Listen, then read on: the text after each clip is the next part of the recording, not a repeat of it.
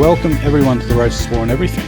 I am Fenian, and I am joined by the returning co-host of the Roses, War, Nolzy. How are you going? Oh, good. Nice trip to Japan. Met some interesting people there. Oh, okay. Yeah, I was going to say, can we ask you where you went? So you did go to Japan. Yeah. No trouble from the authorities? No. I got I got one of those little asterisks on my boarding pass coming back into the country, and then they basically stopped and were like, "Oh, so what did you like?" Basically, give me the 21 questions, and that was about it. I had worse coming back from America once, to be honest. Okay. Yeah, last time I travelled, I did not get any bother, which was good because, well, I mean, I still took all the usual precautions beforehand, but then I guess I was surprised enough they didn't actually bother me. So I don't know. It makes me think Yeah, I'm doing something wrong. I did Um, explicitly go over there to meet up with political groups and talk to them about shit. So maybe that was it. oh, okay. Well, all right. So um, here we are. I really have to get air conditioning in this room because we're about to go through another heat wave, or we're in the middle of one at the moment, Oh at yeah. least. Tomorrow's 41, the day after that is 41, and the day after that is 38, I think. And it was 39 today and Yep. 37 yesterday, I believe. So, sorry I always talk about how hot it is here in Perth, but our Januaries and Februaries are just fucking scorching. I got off the plane wearing winter gear and I immediately fucking melted. Oh, yeah, of course. It was just bad. That would be weird. Okay, now let's get into this week's content, and we're going to start off, I think we have to, with what is the particularly grisly story Mm. about the stabbing murder of Valina White, who was a 70-year-old grandmother Yep. in Queensland.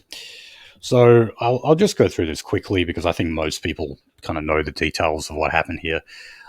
Basically, she went shopping with her granddaughter, who was only 6 years old, in her small car, and she was confronted by, I believe it was Yes, for teenagers. Yeah, four teenagers of Sudanese extraction, all of which I believe have now been arrested.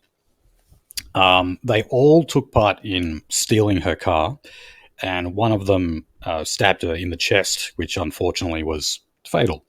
And the 6-year-old granddaughter actually saw everything. In fact, most of the descriptions of the scene were taken from the eyewitness account of the granddaughter. So you can only imagine how traumatic that must have been for her. So a 16-year-old has been charged with her death.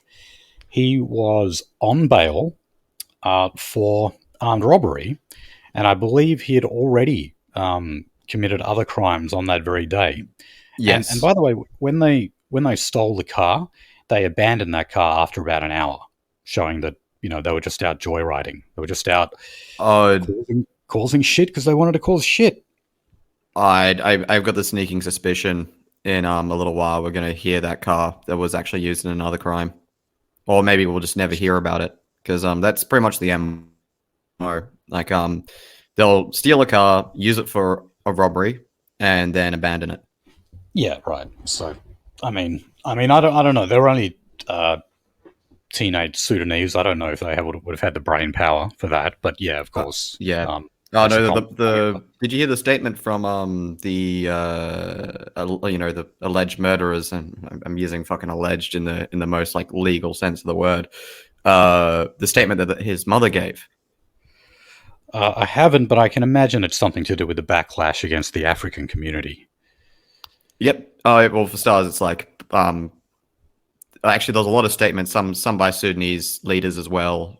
Your typical in our American audience will have heard this thing again. If you just gave us more money, our kids won't have to do crime.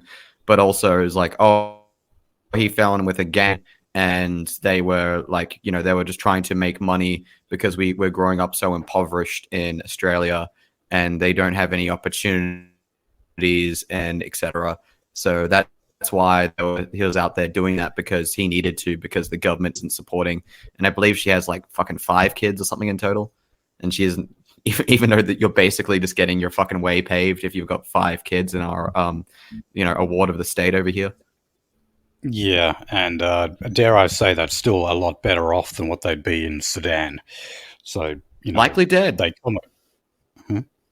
Yeah, Likely dead. yeah. I mean, look, this guy, this kid. I mean, what's going to actually end up happening? Because he's 16, he'll probably serve like no more than 3 years, because that's typically what you serve. Yes, for killing someone as a juvenile, and then once he's out, his record is just wiped. Because once you start your adult life, you start a completely new record, meaning that your juvenile crimes are just as if they'd never happened. Now, I mean, the police would still know about you and perhaps pay a little bit more attention to you, but it's not going to stop you from, say, applying for jobs and then not getting the police check. Although I doubt what this kid's prospects would be in that regard. And look, there's a good chance, like you said, in Sudan they'll probably be dead. Well, you know what? Good chance he'll be dead when he gets out, because there's a lot of people who want to kill him. And I don't mean white people, by the way. I'm talking about other fuckers in that, concrete jungle of war that they all fight each other in. Because they're thugs. They're all thugs, and there's no honor among thieves. No, there isn't. I guess if I'm going to see any silver lining to that, then it's that these people usually end up dead early, at a young age. So don't worry, that'll be the fault of systematic racism too. Yeah, well, look, I got to say this idea of, because it's not just I hadn't seen what the mother had said, but unfortunately, even the victim's family is echoing what his mother said. In other words, saying that, like, we need to make sure that we don't direct our anger towards the African community or pretend like this is an issue to do with groups. We simply have to just go after the individual. I still remember that statement from that one Sudanese leader from a few years back, and I believe it was it was covered here, when he said that, like, oh look, we don't do this in Sudan. It's like, for starters, you fucking do this in Sudan. Don't fucking lie to us. This is an entirely a Western thing that's been developed over here. It's just like, what in the fuck are you talking about? Yeah. So again, it's system blaming, and this is why I say that even though there have been a lot of conservatives out there, especially like the right-wing shot jocks, who have been really hammering the Queensland Labor government over their soft on crime approach. And I agree. I completely agree that is a huge issue at play here. But at the same time, they're the ones responsible for legitimizing victim blaming of the system, right? If I can call it that. Because conservatives want you to believe that it is not a matter of race, that their culture is not determined by their genetic origin, that instead it's to do with the values that various institutions within a political system instill. So when they talk about the values of free speech and liberty and respect and tolerance and all that kind of stuff, they really do try to sell you the idea that Australia has magic dirt, and anyone who comes here and simply embraces those institutions and those values will then come out the other end looking like any other Australian and be educated and working and staying away from crime and everything. But for some reason, we still get these problems again and again and again with the same groups, like Aborigines, like Sudanese. And so if we're to take the conservative line that the ultimate determinant of your destiny is the institutions in which you grow up in, well, it makes perfect sense to say, all right, well, there must be something wrong with the institutions. And, take your pick from there. Like, you'll have the mother saying, oh, it's because we didn't get enough dole. Or we've got the other guy who's saying that this was, what was it, a specifically Western Yeah. form of culture that they had adopted, because apparently it doesn't exist in Sudan. So, no, you're all wrong. You're all wrong here. The system makes up maybe about 10% of what can be blamed, blaming the behavior on. This is really to do with their genetic origin. It's as simple as that. And Yeah. until people actually recognize that, we're going to keep blaming systems all the time when we see this. And conservatives will It's do it. They'll say shit like, oh, it's the breakdown of the traditional black family and family values and, I don't know, like violent gangster rap or something like that. They'll do that. They'll blame all of those things. Well, again, like there's three things at play here. So for starters, like we can always go back to the classic argument, a mouse born in a horse stable and that continues to stay in a horse stable, does not make a horse. Then there's the fact that, the inability to accept that even with institutions, resources, and all things supplied, that a group can actually make different outcomes, worse outcomes, all on their own volition. That's something that literally just cannot be accepted in today's society. It's an idea that's a complete anathema to the current Western way of thinking. And the third one is that basically, like, this one's a bit harder to kind of like articulate, but they're saying like, okay, so look, you've got this like group, and they're one of the and I need to actually put an asterisk in front of this. This was based off an observation that me and one of the guys did while we were driving through an area of Western Australia that had recently received a lot of African migrants. And so you saw like, the fucking, maybe the parents and etc. wearing garb and whatnot that was like mostly Western and mostly just stem drinking and really just beating their wives. But the kids were like wearing hip hop gear and etc. It's like, okay, so like these Sudanese guys, families, they're atomic families to a degree or something like that, or even the cases that they weren't. Well, why is it that the case? And it came to it, and this is what I mean, like this is like a big fucking package of information to deal with. People they're like, oh, okay, so why is this the case, etc. Blah blah blah. Well, that's just genetic tendencies and the violence of their youth. And then it's like, okay, so why in the American case do you have like you don't have atomic families, you still see the same outcomes?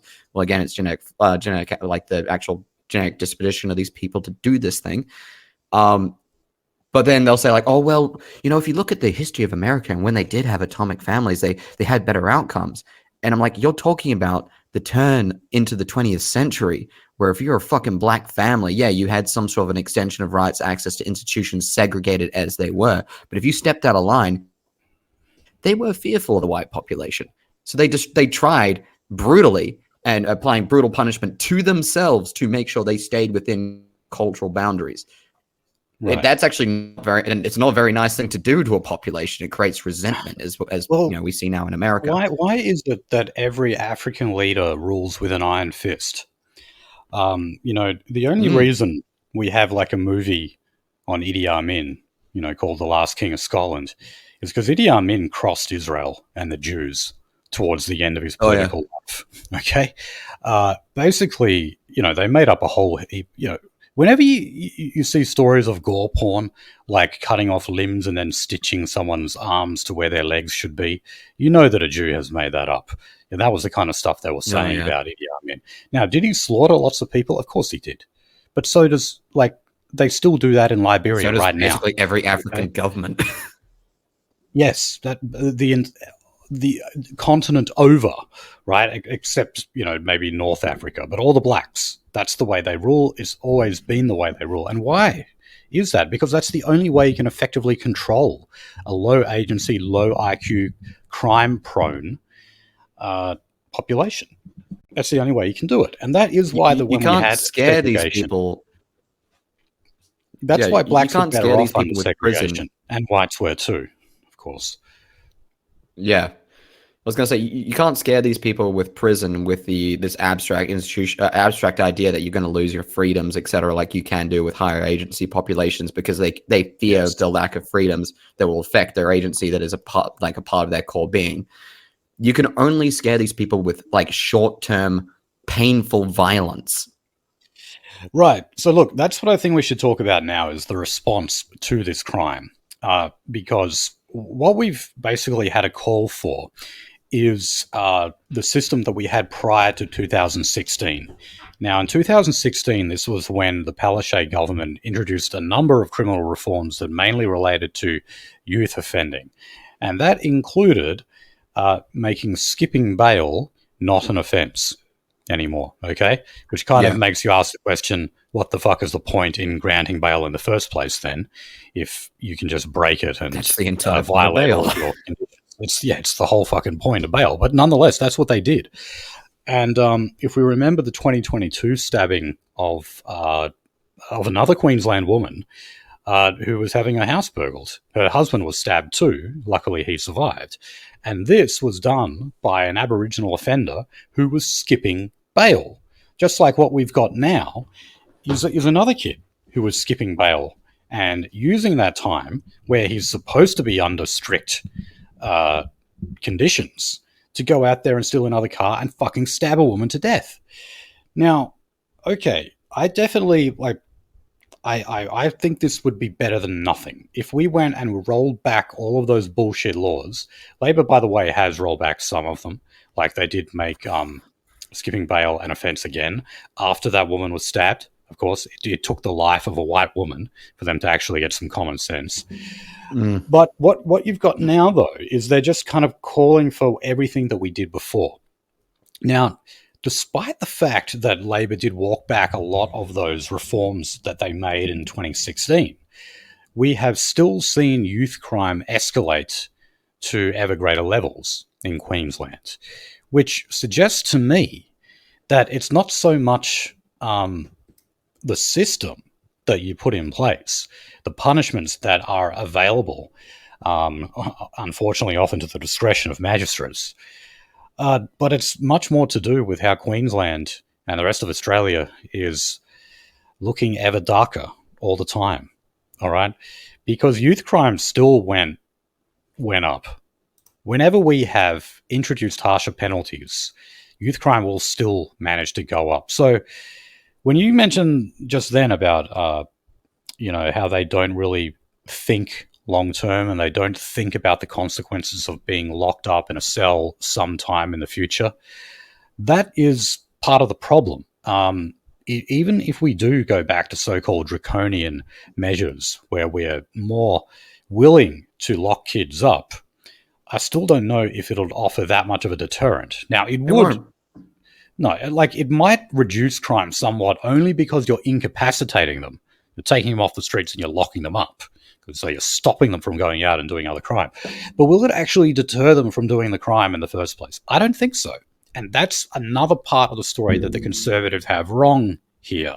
They just want to go back to simply locking them up and thinking that's going to make everything better. No, it won't.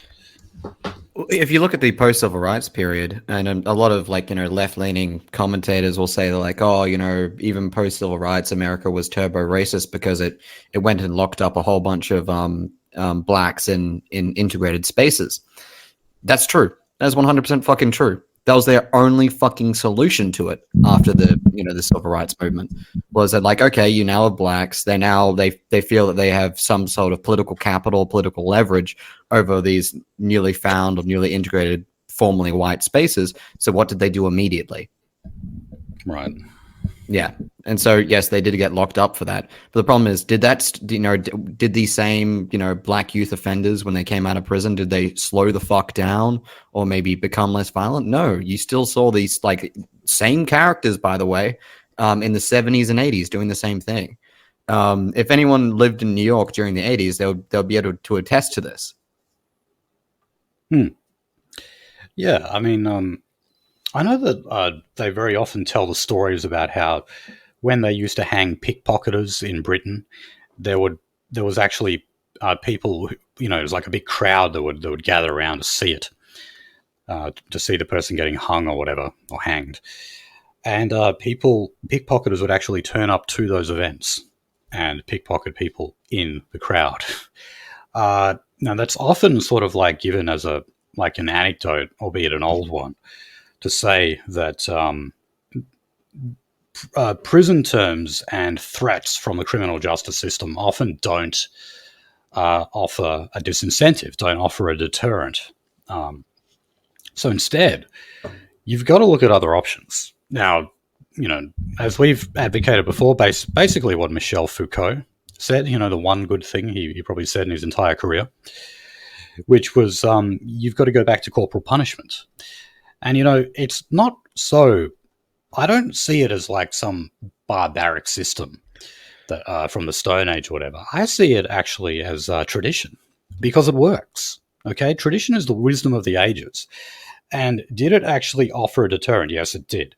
Because even some dumb fuck criminal can imagine what pain is going to look like. All right? They've all experienced it because they spent their lives living such a violent time. So they really will think, oh, I don't want to get that lashing or whatever it is. And I don't think many people would refer to Singapore as a backwards,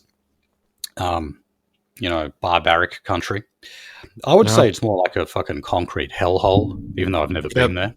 It's a multicultural nightmare. Oh, dude, I've been there many fucking times. Yeah, place is clean, but there's always like the soft authoritarianism is what I've often heard it described as. In some instances, I would not call it soft. Okay, sure. Well, I mean, yeah, if you're chewing gum out on the ground or something, they'll probably give you some lashings for that. But I would rather that. I would rather live in a society like that instead of one where a 70-year-old woman gets stabbed to death taking her granddaughter shopping. By the way, like even when I was in Japan, like you'd say like, okay, the place is clean, etc. Although I do have, if you were to entertain them, I do have some notes on how that's changing now. But does Japan need to chop off people's arms? No, it's because does Japan need to have brutal prison sentences and etc.? No, it's they don't, because they're a homogenous society. Now, does Singapore need brutal prison sentences and ultra authoritarian laws to regulate everyone? Yes, and that's because Singapore has this miasma of racial violence hanging over it, ready to drop at any second. Right, which we basically do too. But in our case, a lot of that violence has already dropped, oh, yeah. We just saw it here. Yeah. So, well, look, Edward Dutton has, he's done videos on, what it meant for European societies to actually have the death penalty for, more minor crimes. As I said, you used to be able to get the death penalty for being a pickpocket.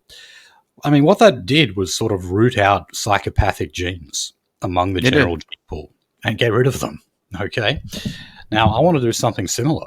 Now, I'm not saying, kill pickpocketers, but I am saying sterilize repeat offenders. Or if you're a serious offender, you get sterilized. I don't see why we shouldn't be able to do that, Why can't we stop a grave violation of people from breeding? Yes. It's a grave violation of individual freedoms. Yeah. No, but I mean, seriously, for all sex offenders, if we're certain that they committed that serious crime, most of them I probably just want to kill them with the due process of the law. But if not, let's sterilize them permanently. I don't mean chemical castration or something that you can recover from. I mean off with their fucking balls, legitimately. Yeah, there was a place that was doing that now. For them to breed again. Yeah, there was a place that was doing surgical castration for sex offenders. Good, because I'm sure you can do it without actually just wholesale chopping your bollocks off. But they should be subject to that. And just bring back the death penalty for serious sex offenders and for murderers. Oh yeah, the Czech Republic. The Czech Republic is they're doing that. Well, they introduced in 1966 and then removed, and now they're bringing it back. I wonder why.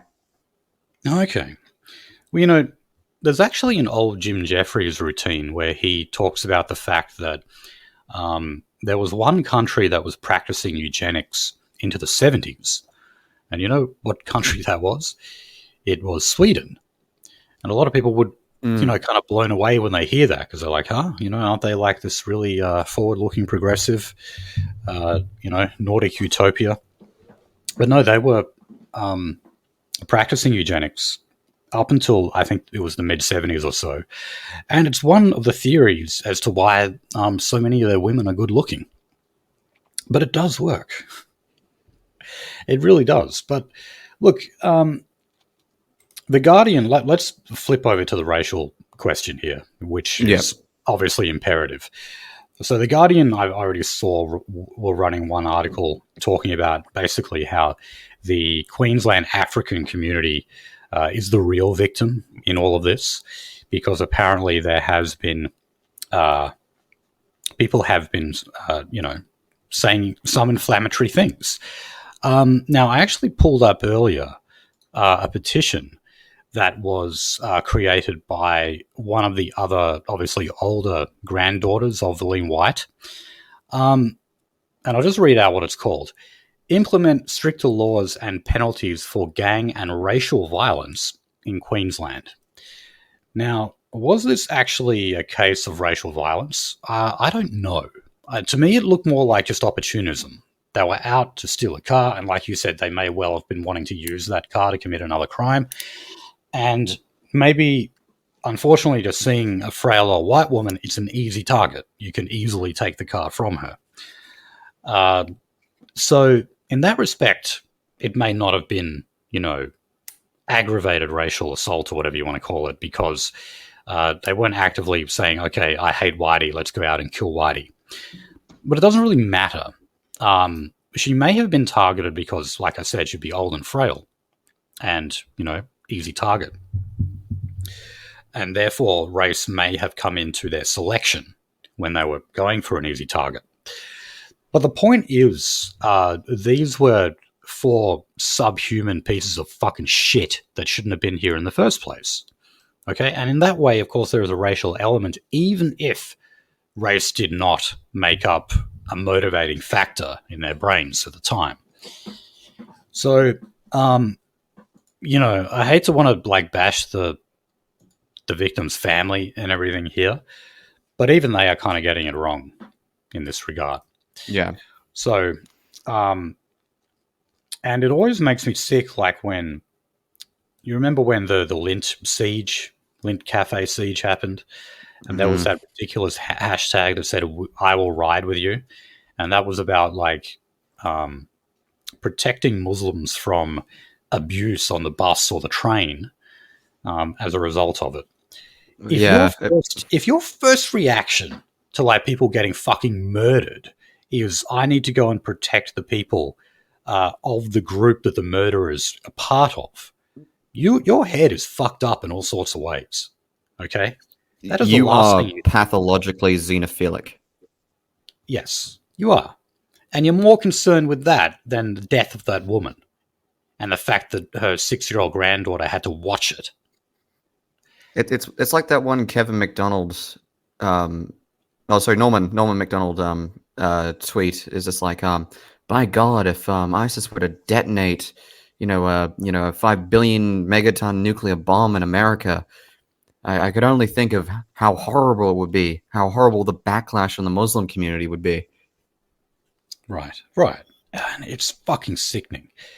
So, but look, if you are going to look at the racial group behind this, I mean, Sudanese crime is out of control in this country. Now, I don't have current figures, but I know that overall, they are 8 times more likely than the average Australian to commit a crime.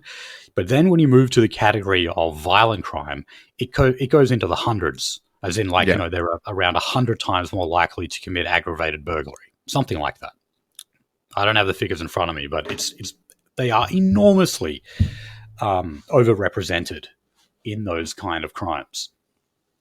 And yes, that should cause us to look towards what group they were a member of and saying, okay, these people who fit into this category, maybe we don't need them so much. Maybe we shouldn't invite them into our country all the time because they hardly show us any thanks for it.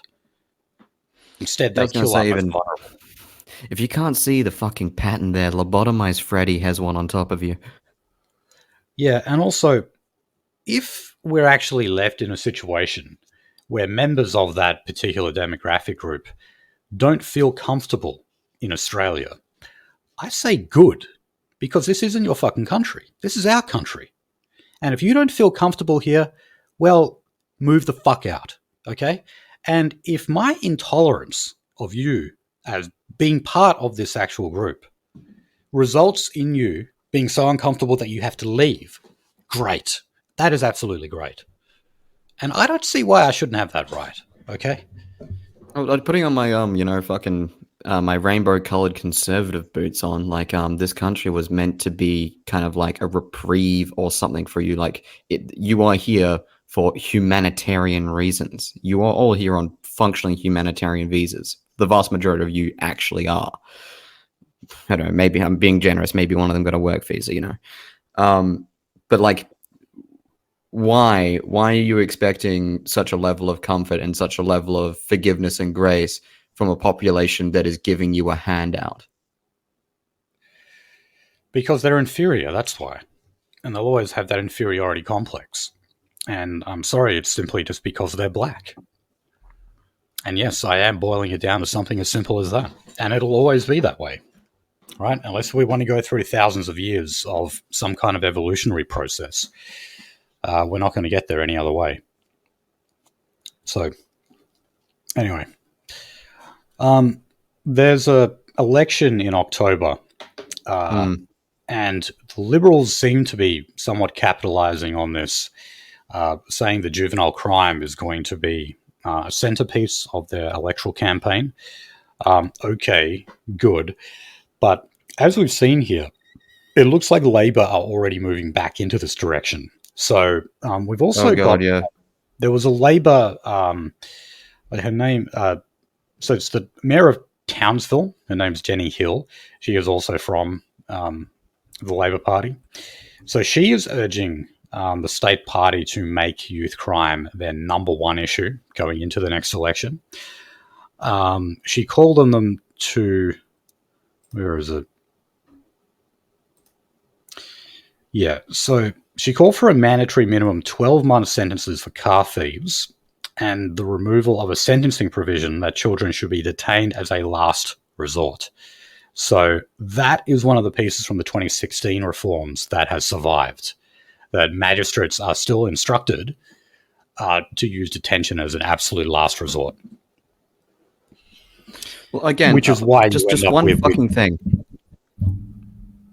No, I was gonna say one thing. If if I was like in charge tomorrow, if I ever heard a judge mumble in a private space the words "disparate impact," I would have them fucking what was it called when you fucking get rid of a judge? When you get rid of a priest, it's called defrocking. Like what like taking away their gavel? I don't fucking know.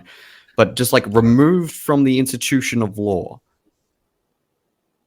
And that's being conservative, by the way. That's saying that, like, like doing fucking mixed sentencing on use of specific minority groups, is like a good thing because, like, our main majority population should get the normal sentencing, but this minority group will be desperately impacted by the same amount of sentencing. Yeah, they will because they commit more fucking crime. Of course they will. I was going to say I didn't see the news article in the prep for crime, but I think it is relevant. Have you heard of the push to ban machete sales to minors in Victoria? I haven't heard of that, no. Yeah, basically they're just looking at doing this rolling thing where they basically we're just becoming fucking London 2.0. Yeah. So look, when you've got this mayor of, whatever's a pretty big city, Townsville, pressuring Labor to go back to what you had before 2016 and maybe even go further. Stephen Miles also said that, or he blamed some of what's going on magistrates who, have a degree of discretion when it comes to handing down sentences. And he basically said, well, too many of those sentences are light. Sorry about that. So, okay, What about a thing called mandatory sentencing that I know is always demonized in the media as being unfair? But I'm not talking about mandatory sentencing for things like drink driving or whatever. I'm talking about, fucking stabbing a woman to death, that kind of shit. Or if you're involved in repeat burglaries, stealing cars, which these kids are always. The main thing with these kids is stealing cars and robbing houses. That seems to be Yeah. what they love doing. And then, unfortunately, when there's people in those cars or houses, sometimes they end up dead in the process. I'm talking about crimes like that.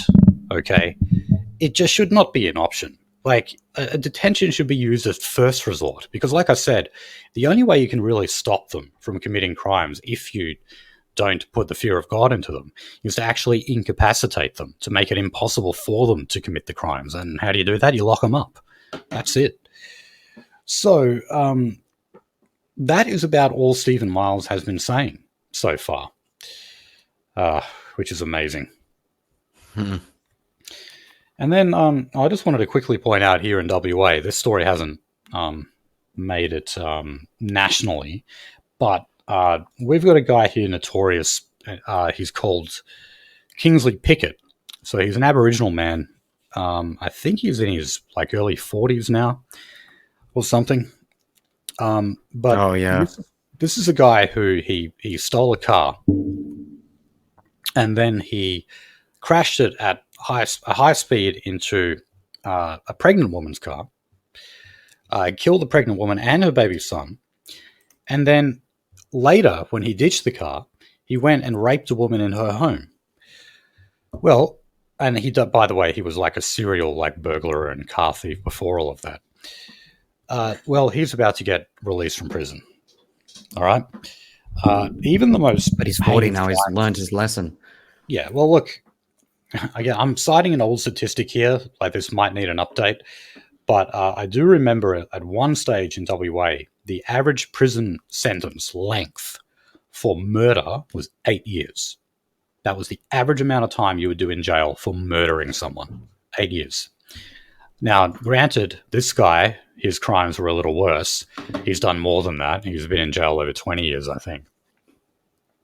But he's still getting out. And it just sickens me that this can happen. And, there is no legislative barrier to stopping something like this. The way the law stands at the moment is that so long as he passes the relevant psychiatric evaluations, well, he's just got to be let out. And the psychiatrist involved here has actually described his progress as impressive. So he's getting all the boxes ticked from the shrink. And now we're told, all right, this serial rapist and murderer, car thief, burglar, he's going to be let out. Oh, great. Yay. Okay, well, let's move on to something less morbid. We'll talk about the tax cuts again. Well, I was left just by myself talking about this last week. But we are in a position now where the coalition are not going to be opposing the tax cuts. And I'm not surprised by this because I think what I said last week was I basically said I think these are going to be popular. These tax cuts are more broad-ranging. They're giving more returns to middle and lower income earners, who obviously make up the vast majority of voters in this country. So they'll largely be popular. So what Peter Dutton did instead, I don't know if you just call this a tactical retreat, is just that they will move to amend the laws in some ways, not completely to look like the way it was legislated back 5 years ago by the Morrison government.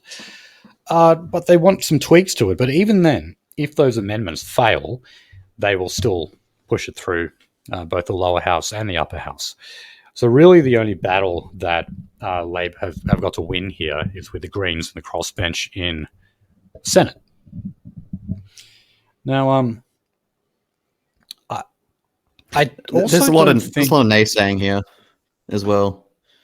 It doesn't really What do you make a mean? lot of sense to me. Like, there's some of it does. It's like, like, look, it only like burns down to like $20 a week functionally for these people under like, earning under $200,000 a year. Which, by the way, I'm not going to fucking hear it. I saw that one thing on Murdoch where it was like, oh, look at this family, they make $400,000 a year, and they're not rich. It's like, dude, fucking Jesus Christ, if you make $400,000 a year, even as like a joint income, but between like two people as a family, like you're doing fine.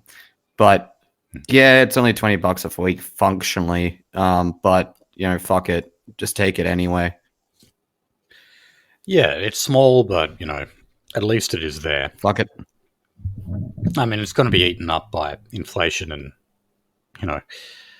hell of a lot of other rising costs than we have. But yeah, if you can have it, no matter how small it is, you might as well take it. And the coalition realized that, and they don't want to appear like they are obstructing anyone from getting their hands on what is basically a little pittance of money. But yeah, they don't want to look like the mean guys saying, no, you're not allowed to even have that. So that's why, tactically, it looks like a tactical retreat. And maybe if the Liberals haven't, they've lost this battle, they haven't quite won the war yet. Now, when it comes also just to how popular this is, so we had a news poll done. It said that 62% of Australian voters believe the Prime Minister did the right thing. But on the flip side, only 38% of voters said that they would be better off. I mean, look, objectively speaking, if, $20 a week for you is making you better off, well, then that figure should be higher than 38%. So I guess that just means a hell of a lot of people are saying, well, that's nothing. It's like, okay, that is going to offset a little bit of... It's going to offset my lunch. Yeah, and that's it. What about all these other prices that are going to go up? In the meantime, no, actually, I'm left pretty much in the same, or maybe even in a worse position than before, because this tax cut is not helping to pay for the mountain of prices that are merging all around me. So, yeah, and also it hasn't really gone one way or the other for Labor or the coalition. Two-party preferred for the past couple of months has been pretty steady, with Labor on 52 and the coalition on 48. So that hasn't budged since the last news poll. So, yeah, it looks like Labor is treading pretty neutral territory at the moment. Because, look, I think it's only going to get worse for them. I think we're headed into an economic slowdown. By the way, a lot of investors think that as well. And we're going to be left in this extraordinary position where we have very high interest rates, very high inflation, no homes to move into. And then suddenly we're going to start seeing fewer jobs. So you've got out of control inflation, people who can't find a house to live in, who can't find it to rent in or buy one. And they're not even going to be able to find jobs to build those houses because construction companies are going broke. And all of this is going to happen under the watch of Anthony Albanese and Labor. Doesn't look good. Does not look good. I was going to say, I'm moving out of my house, and basically I'm looking to get another one in the future. One, I'm completely fucked in that regard. Holy shit. But, I decided that I'm probably not going to sell the old one. I'm going to put it on the market for rent. And I was like, okay, so like, what's the reasonable price in the market for rent for a house like that? And I'm looking at these numbers. I'm like, that house can barely fit a fucking small family. And a small family could not fucking afford that. So I'm going to be putting on the market for much fucking less than that.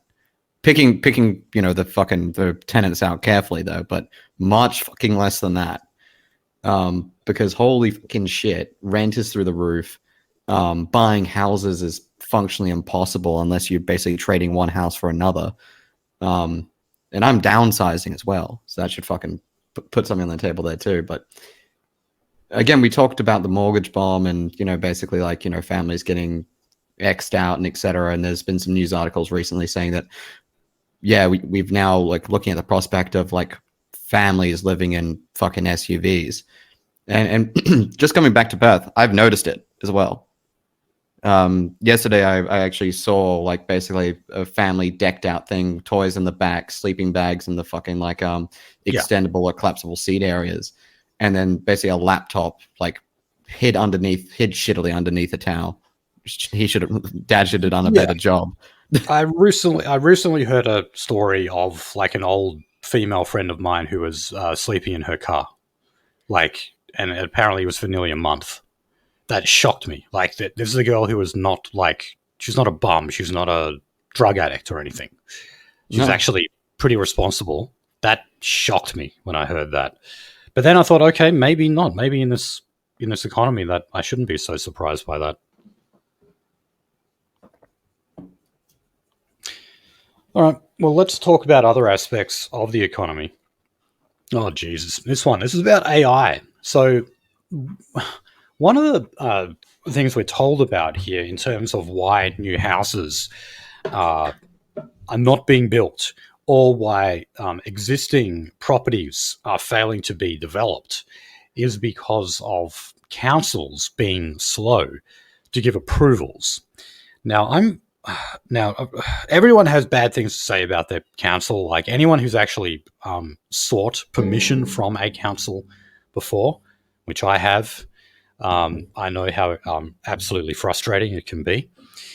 But I think that's the last thing, really, that we need to worry about here. But anyway, what this story was on was about councils are now looking to implement new advanced artificial intelligence tools so that they don't have to have so much manpower looking over these applications for approval to develop whatever site it may be. So, they're looking to streamline these measures where you can basically just have a computer doing the approval process, and then you can get on with the development or building the house or building the building, whatever it is. I'm huge press X there on that one. no. Because, all right, even if you do speed up that process, who's going to build them?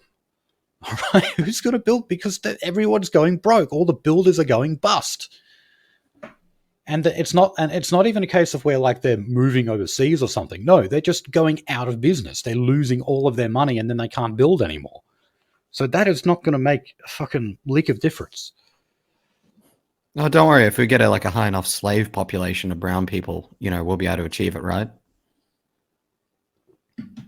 Okay, well, let's look. The next story, right? We're still on housing here. This is about Queensland's new program to address the state's housing crisis.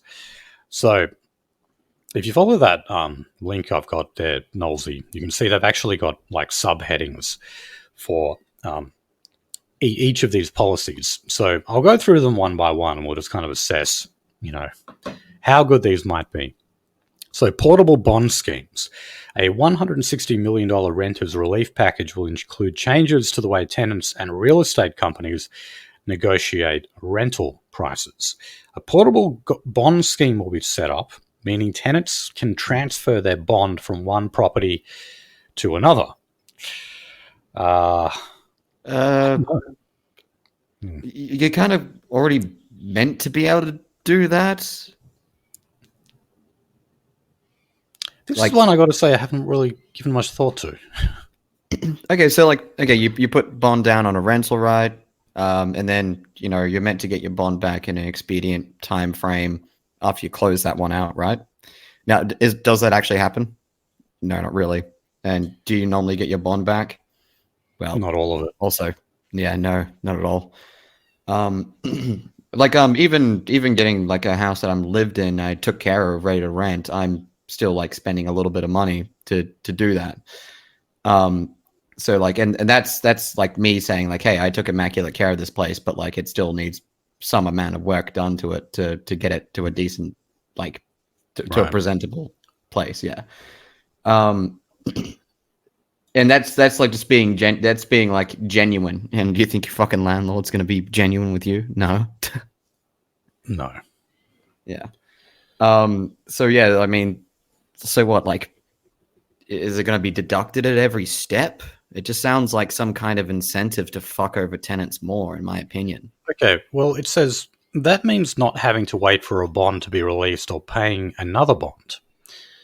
Okay. That might help, but then normally normally the reason why it takes bonds time to release is because you have to get a property inspector in, and that time period, and et cetera, et cetera, et cetera.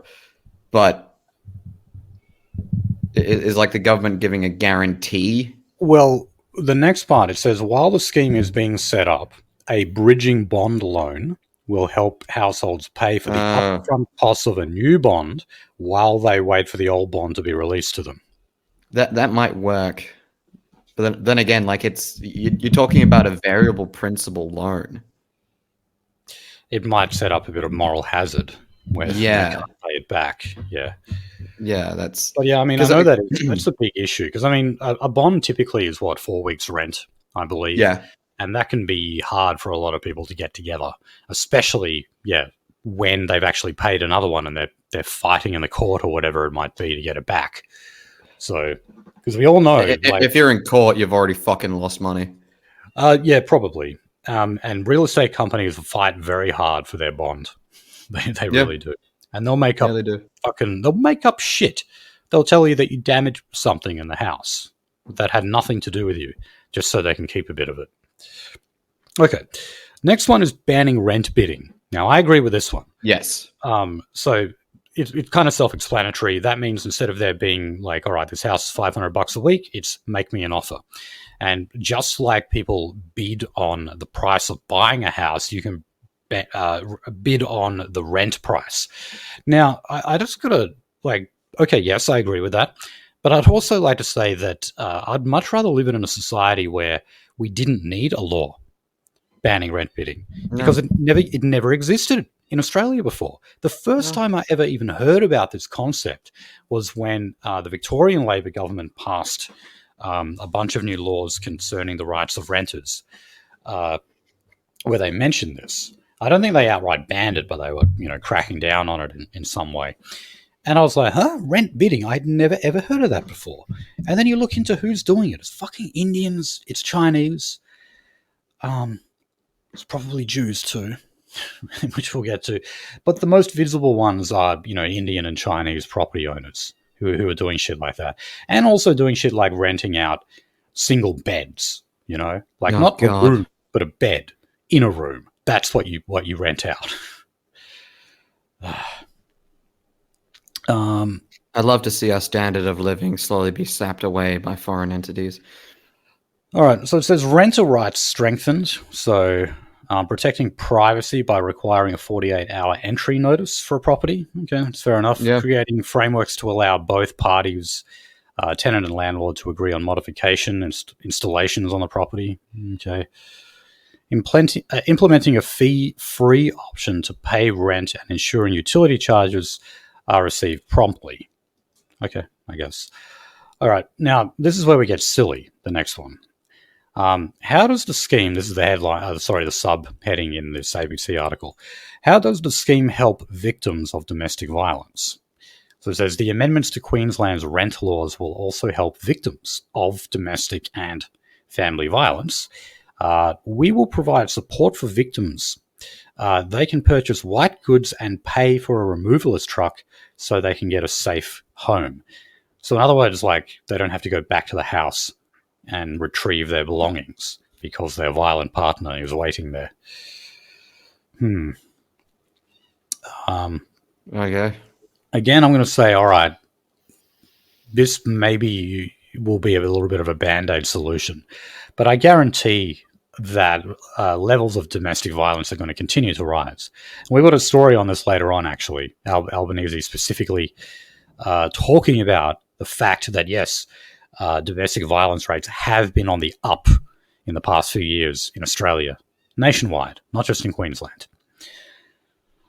And then social housing. Now, so it says more than 53,000 homes could be added to Queensland's social housing stock over the next 2 decades. Well, if we go to the next story, this is about social housing in Australia generally. And it says that it has grown at about the third of the rate of the Australian population. So in other words, it's not moving in line with the population getting bigger. So that just means that, relatively speaking, we've got less social housing than what we did before. I'm kind of inclined to say good on that one. Not that I'm against like the idea of it in principle, but just generally, social housing involves massive apartment blocks with unemployed people of varying cultural backgrounds all shoved into the same spot, and it usually doesn't work well. I used to actually live like right near one of them, and I would hear the cops almost on a daily basis. Oh yeah. I live in when the I was hood. when I was a teenager, I lived right next to one of them, and I was in like the backyard. I was like trying to fix one of my like first like little welding machines. I got hit in the head with a flying bong. Flying bong. Yeah, Shit.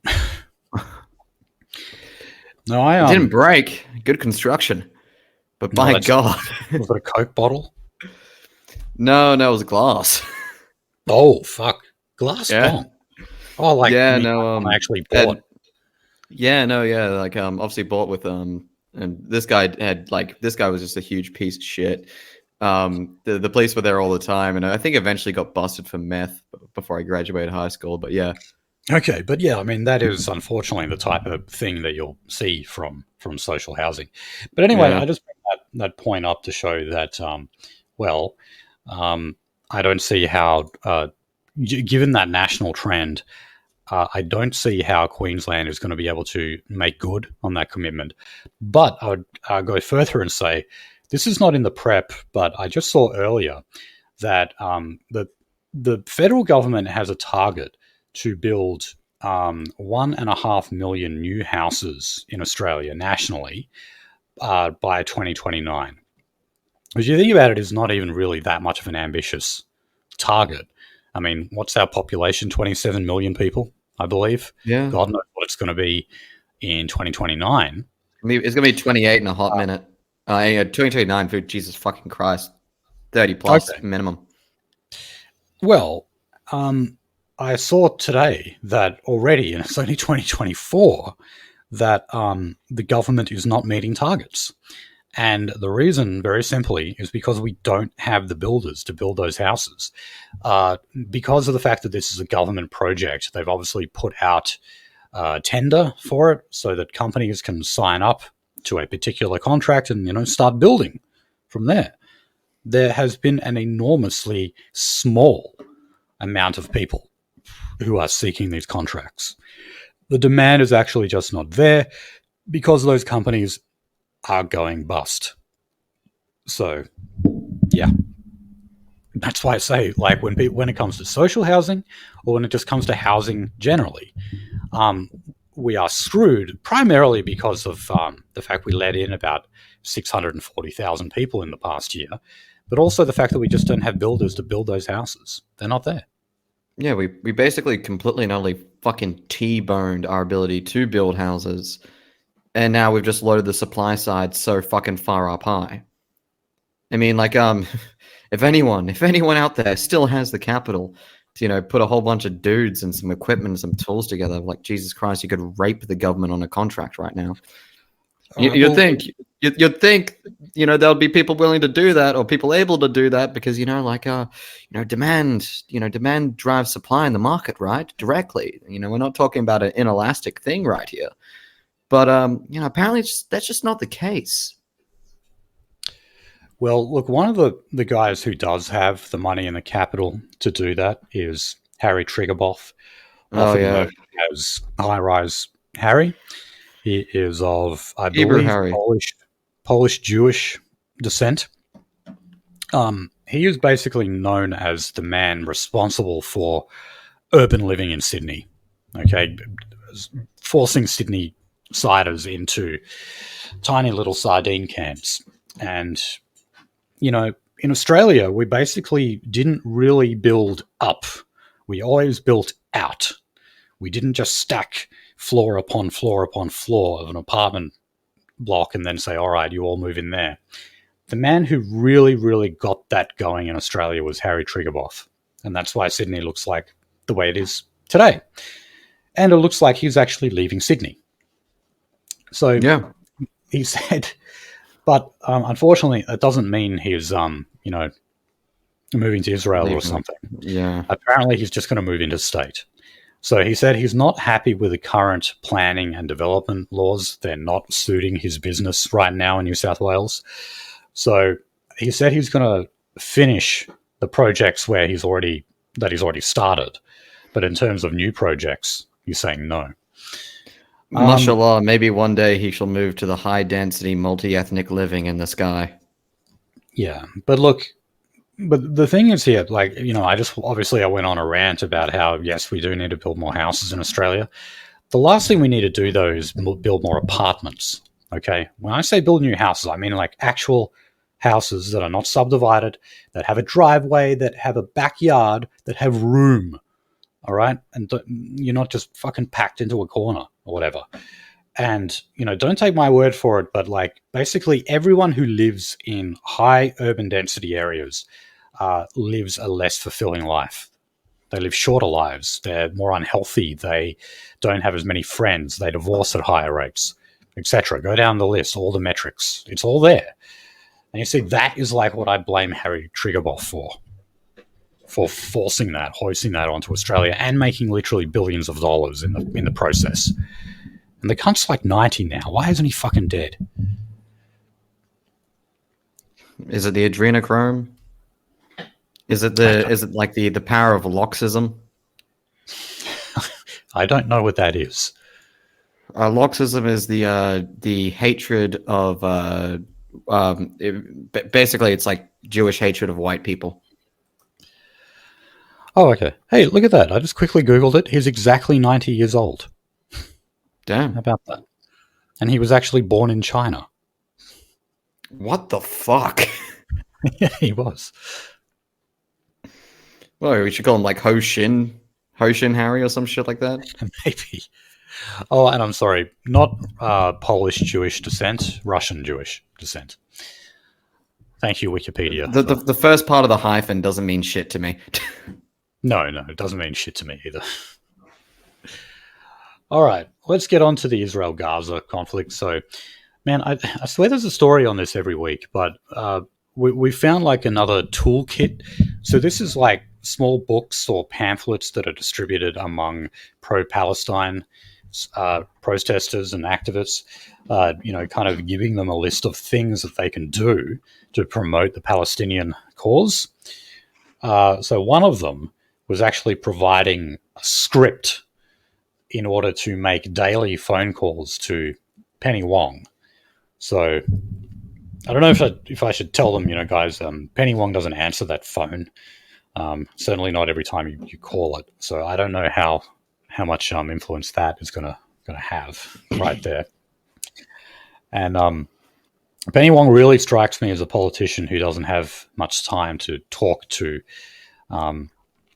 people in her electorate, let alone the wider Australian public. So I wouldn't rely on that one too much. But it also includes things like counter arguments for activists, which includes comparing the Gaza Strip to Nazi concentration camps, that Israel has no right to defend itself, and how there was a migration of pedophiles to Israel. I guess I agree with two of those.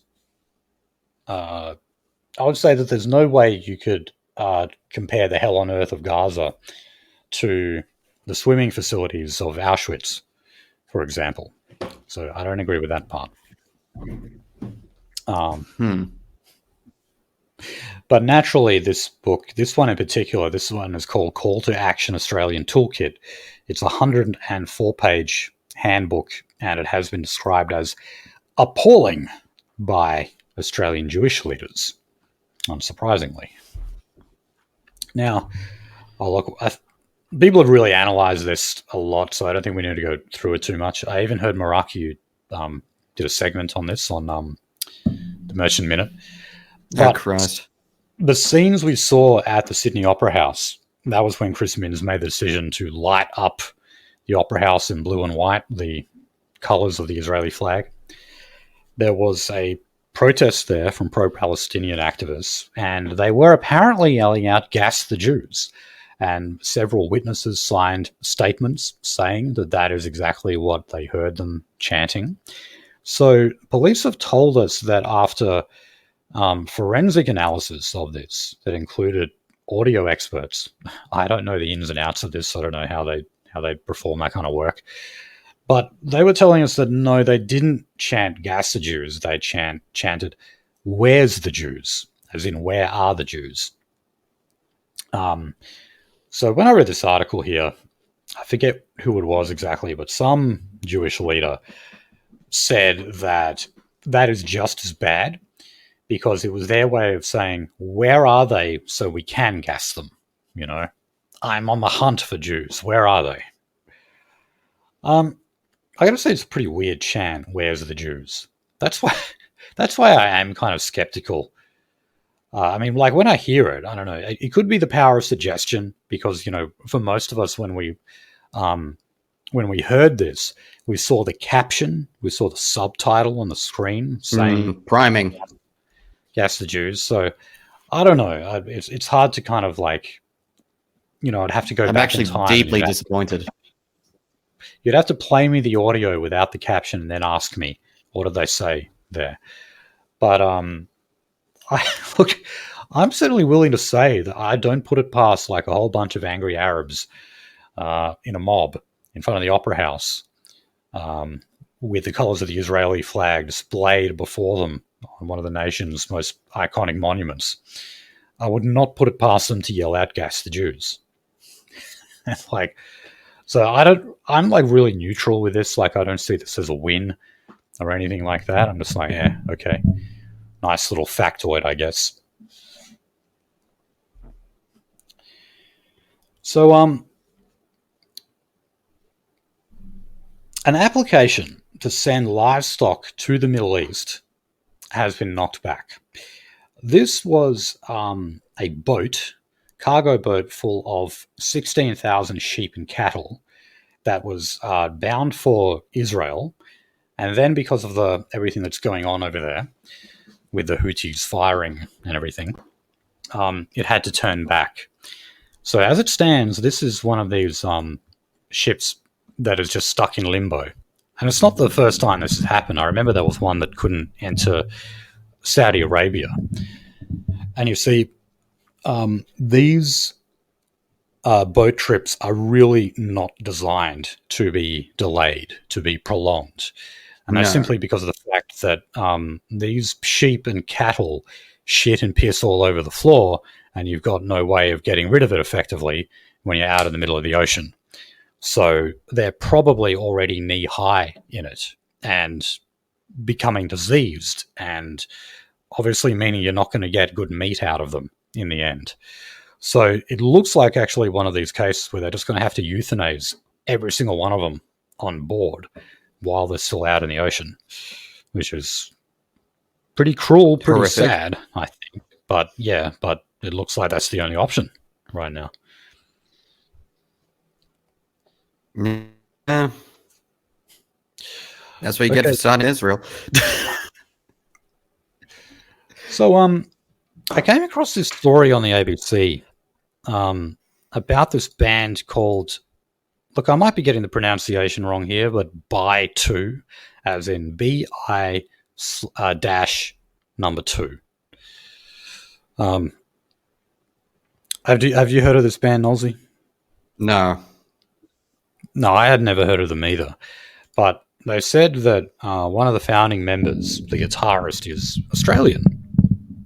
Anyway, they're also made up of members from Russia, and they're a Russian language rock group. I haven't listened to them yet, but well, I probably won't either. They have been doing activist songs against the war in Ukraine, so, you know, anti-Russian songs.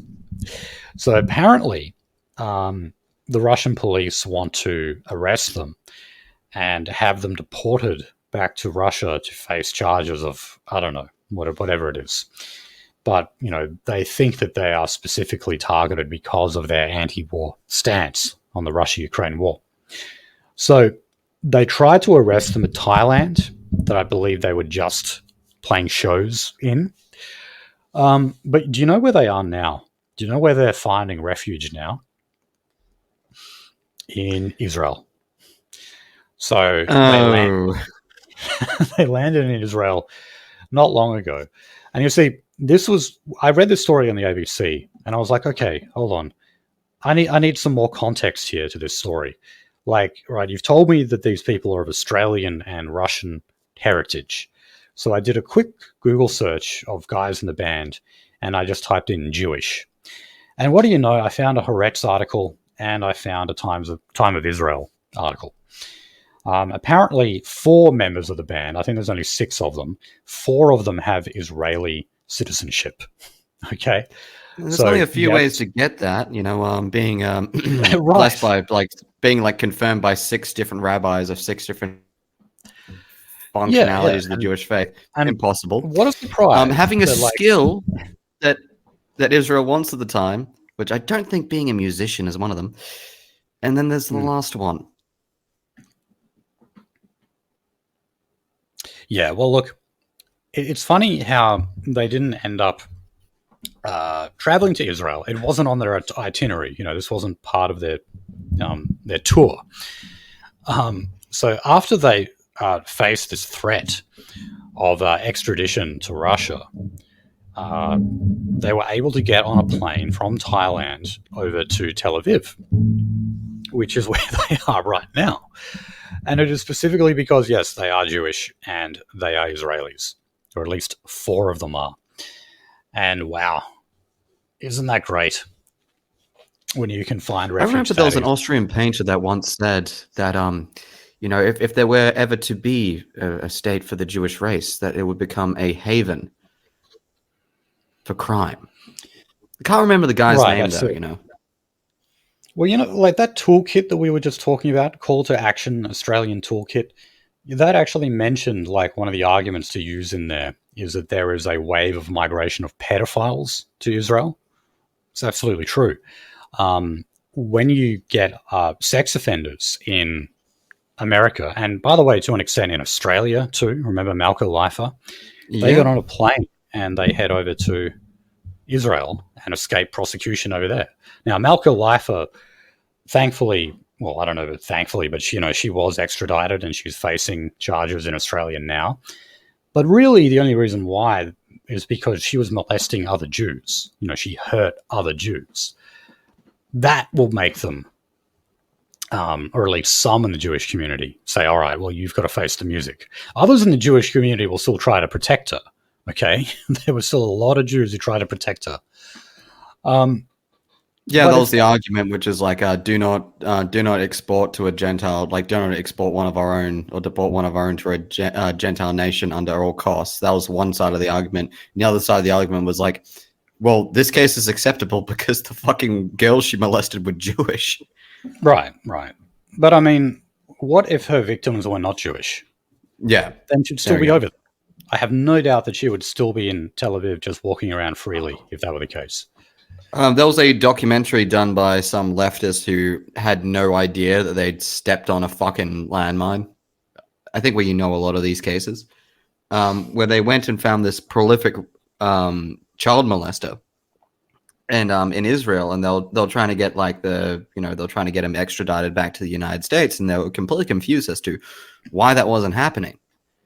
It was because it was basically like a fucking public servant / public teacher who'd fucking just raped a whole bunch of Gentile kids. And yeah, the United States wouldn't comply, and fucking Israel definitely wasn't going to fucking comply. In fact, they basically arrested them and then put them on a plane and sent them back to the US with a ban for ever coming back into Israel again. Yeah, that'll happen. I got to say, it's a little funny when you hear stories like that, though, when people don't know what they're up against. Yeah, it's like looking at a mime. It's the same kind of joy you get from looking at a mime hit a wall.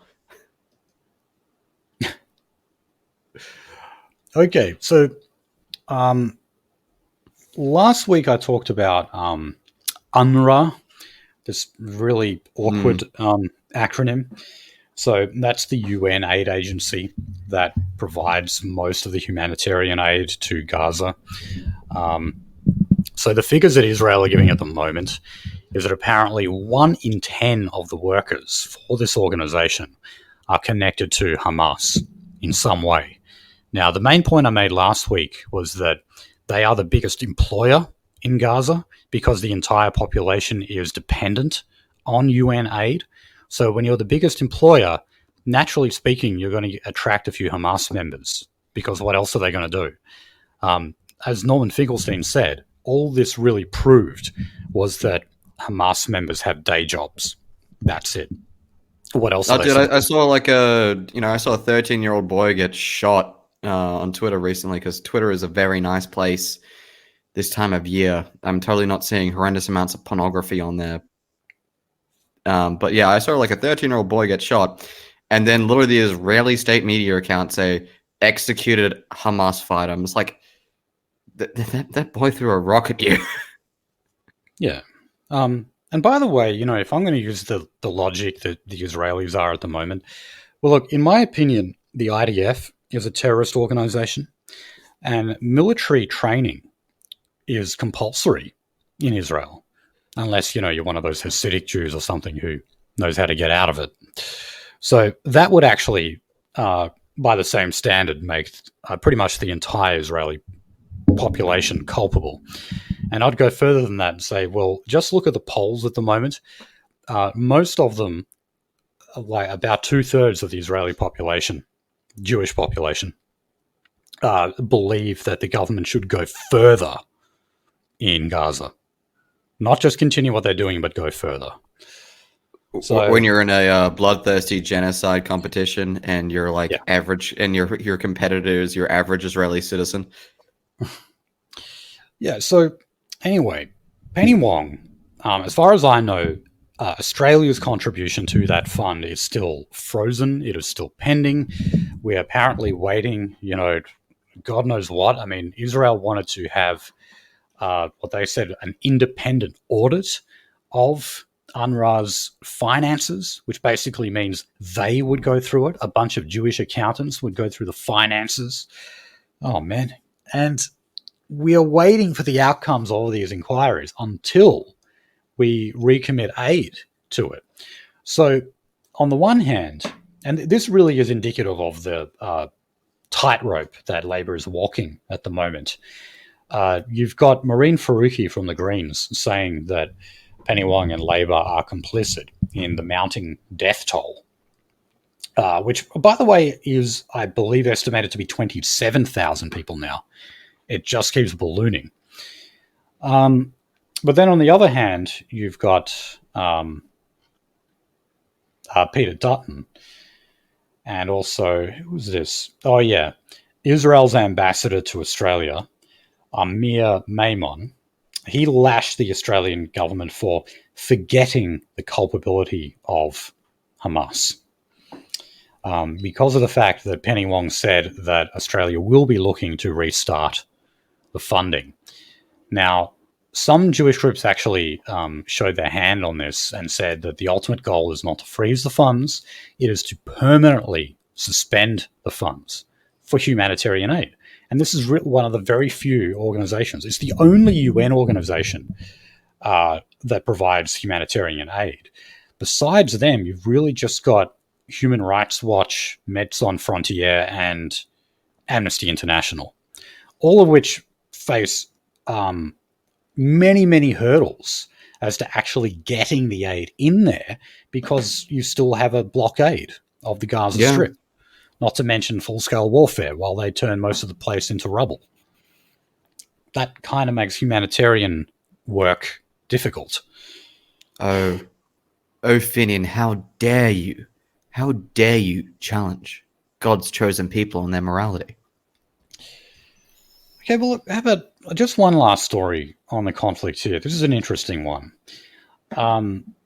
You've got this Block the Dock Melbourne place. Now, these guys, they call Block the Dock because they target Zim, this Israeli shipping company that actually provides a lot of military aid to the IDF.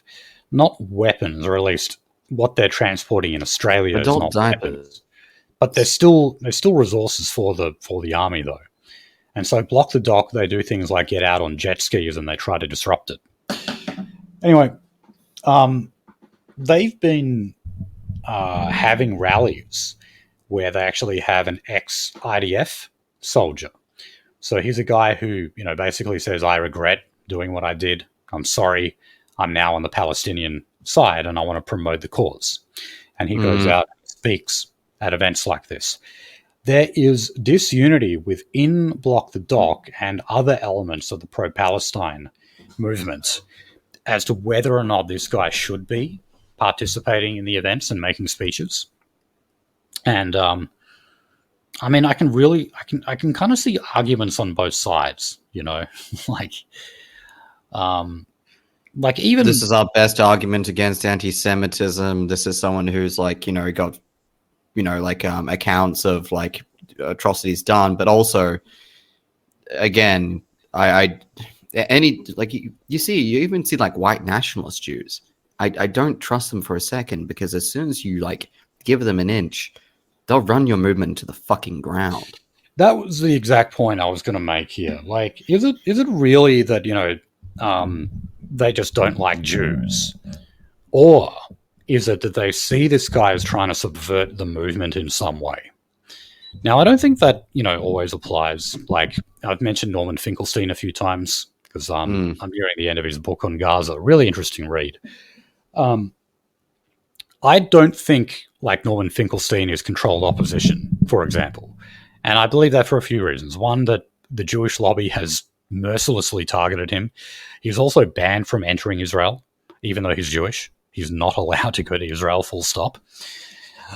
However, yeah, you end up with those other examples of where, white nationalist Jews and that, you have to wonder, are they actually just entering this movement as a form of controlled opposition, and are they just trying to neuter it? Are they trying to make it weaker and milder and softer than what it otherwise would be? And that could well be the suspicion of some of these members of Block the Dock. So, yeah, I was gonna say, do I need you? Are you required, etc.? And if I don't, then I'm sorry, but the suspicion is just too fucking much. Right. All right. Well, on to immigration. That's my simple fucking process for it. Yeah, it's very grug, very dumb. Yeah, I'll get it, but I get it, but honestly, it's probably the safest way to proceed. Yes. Okay, so on immigration, we might remember that there was going to be a High Court challenge against the use of ankle bracelets and other protective measures that were rolled out when indefinite detention was declared illegal in Australia. So that basically meant that when you had people in indefinite detention in a state of limbo, that they could not be held there. So, for example, let's say someone who is on a deportation order, but the country we want to deport them to will not accept them. So what do? We put them in indefinite detention. That was declared illegal. And we ended up seeing well over 100. I think it would have been around 200 because the numbers just kept going up. I remember initially there were 70. And every time I read a story, that bumped the numbers up. And some of these people were murderers, rapists, etc. And yes, many of them actually went to do crimes within days of being released. So this caught the government off guard. I honestly think they dropped the ball on this because they weren't expecting that outcome. So they did not have a backup plan in place. So I actually do agree with the coalition in that regard. They just this was just lazy government in a way. But anyway, in an attempt to convince the public that they were still doing everything they could to keep keep the public safe, they rolled out these other measures, such as making it they would be under police supervision, that they'd have to report to police stations, and a lot of them would have to wear ankle bracelets. Well, there were actually going to be 3 separate High Court challenges to that. And the main argument was coming from people who had not committed crimes. They were in indefinite detention for other reasons. And they said that imposing this on us, just because we've been lumped in with the same group as these other people who have committed these horrible crimes, is wrong. And you are violating my human rights in the first place. Well, the government has just dropped that. So, dare I say, they were facing the failure again in the High Court. And in the event that that happened, well, you would be looking at enormous compensation payouts to these people. So, yeah, it's not surprising that they've done that. But also what this means is none of those lawsuits can prevail now. So they're effectively dead.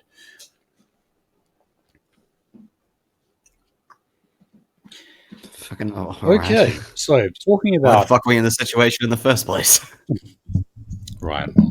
Well, news doesn't get any better. So, and just remember this. Whenever I read any of these stories out on visas or anything, guys, always remember that the Albanese government is promising a 50% reduction in overall levels of immigration, not net migration or permanent migration, but overall levels of migration are said to be cut by 50% by 2025. Okay, like a year and a half away. That is their own benchmark. So, things that I doubt.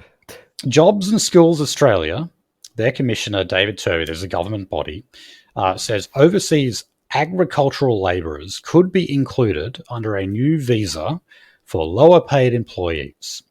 That would fill workforce deficits, and he declared that the deepening skills shortage affecting more than a third of all occupations is placing a handbrake on economic growth.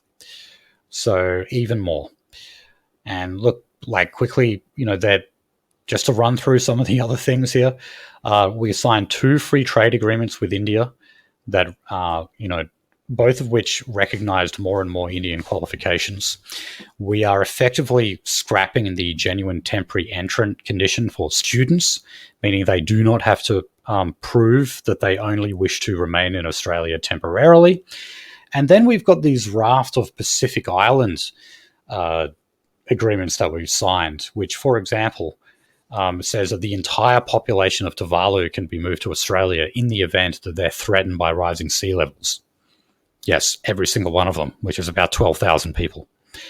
I just cannot see how the hell is the government going to reduce immigration by 50% in a year and a half with all of these visa programs.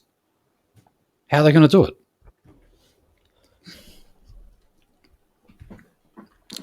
Magic. Okay.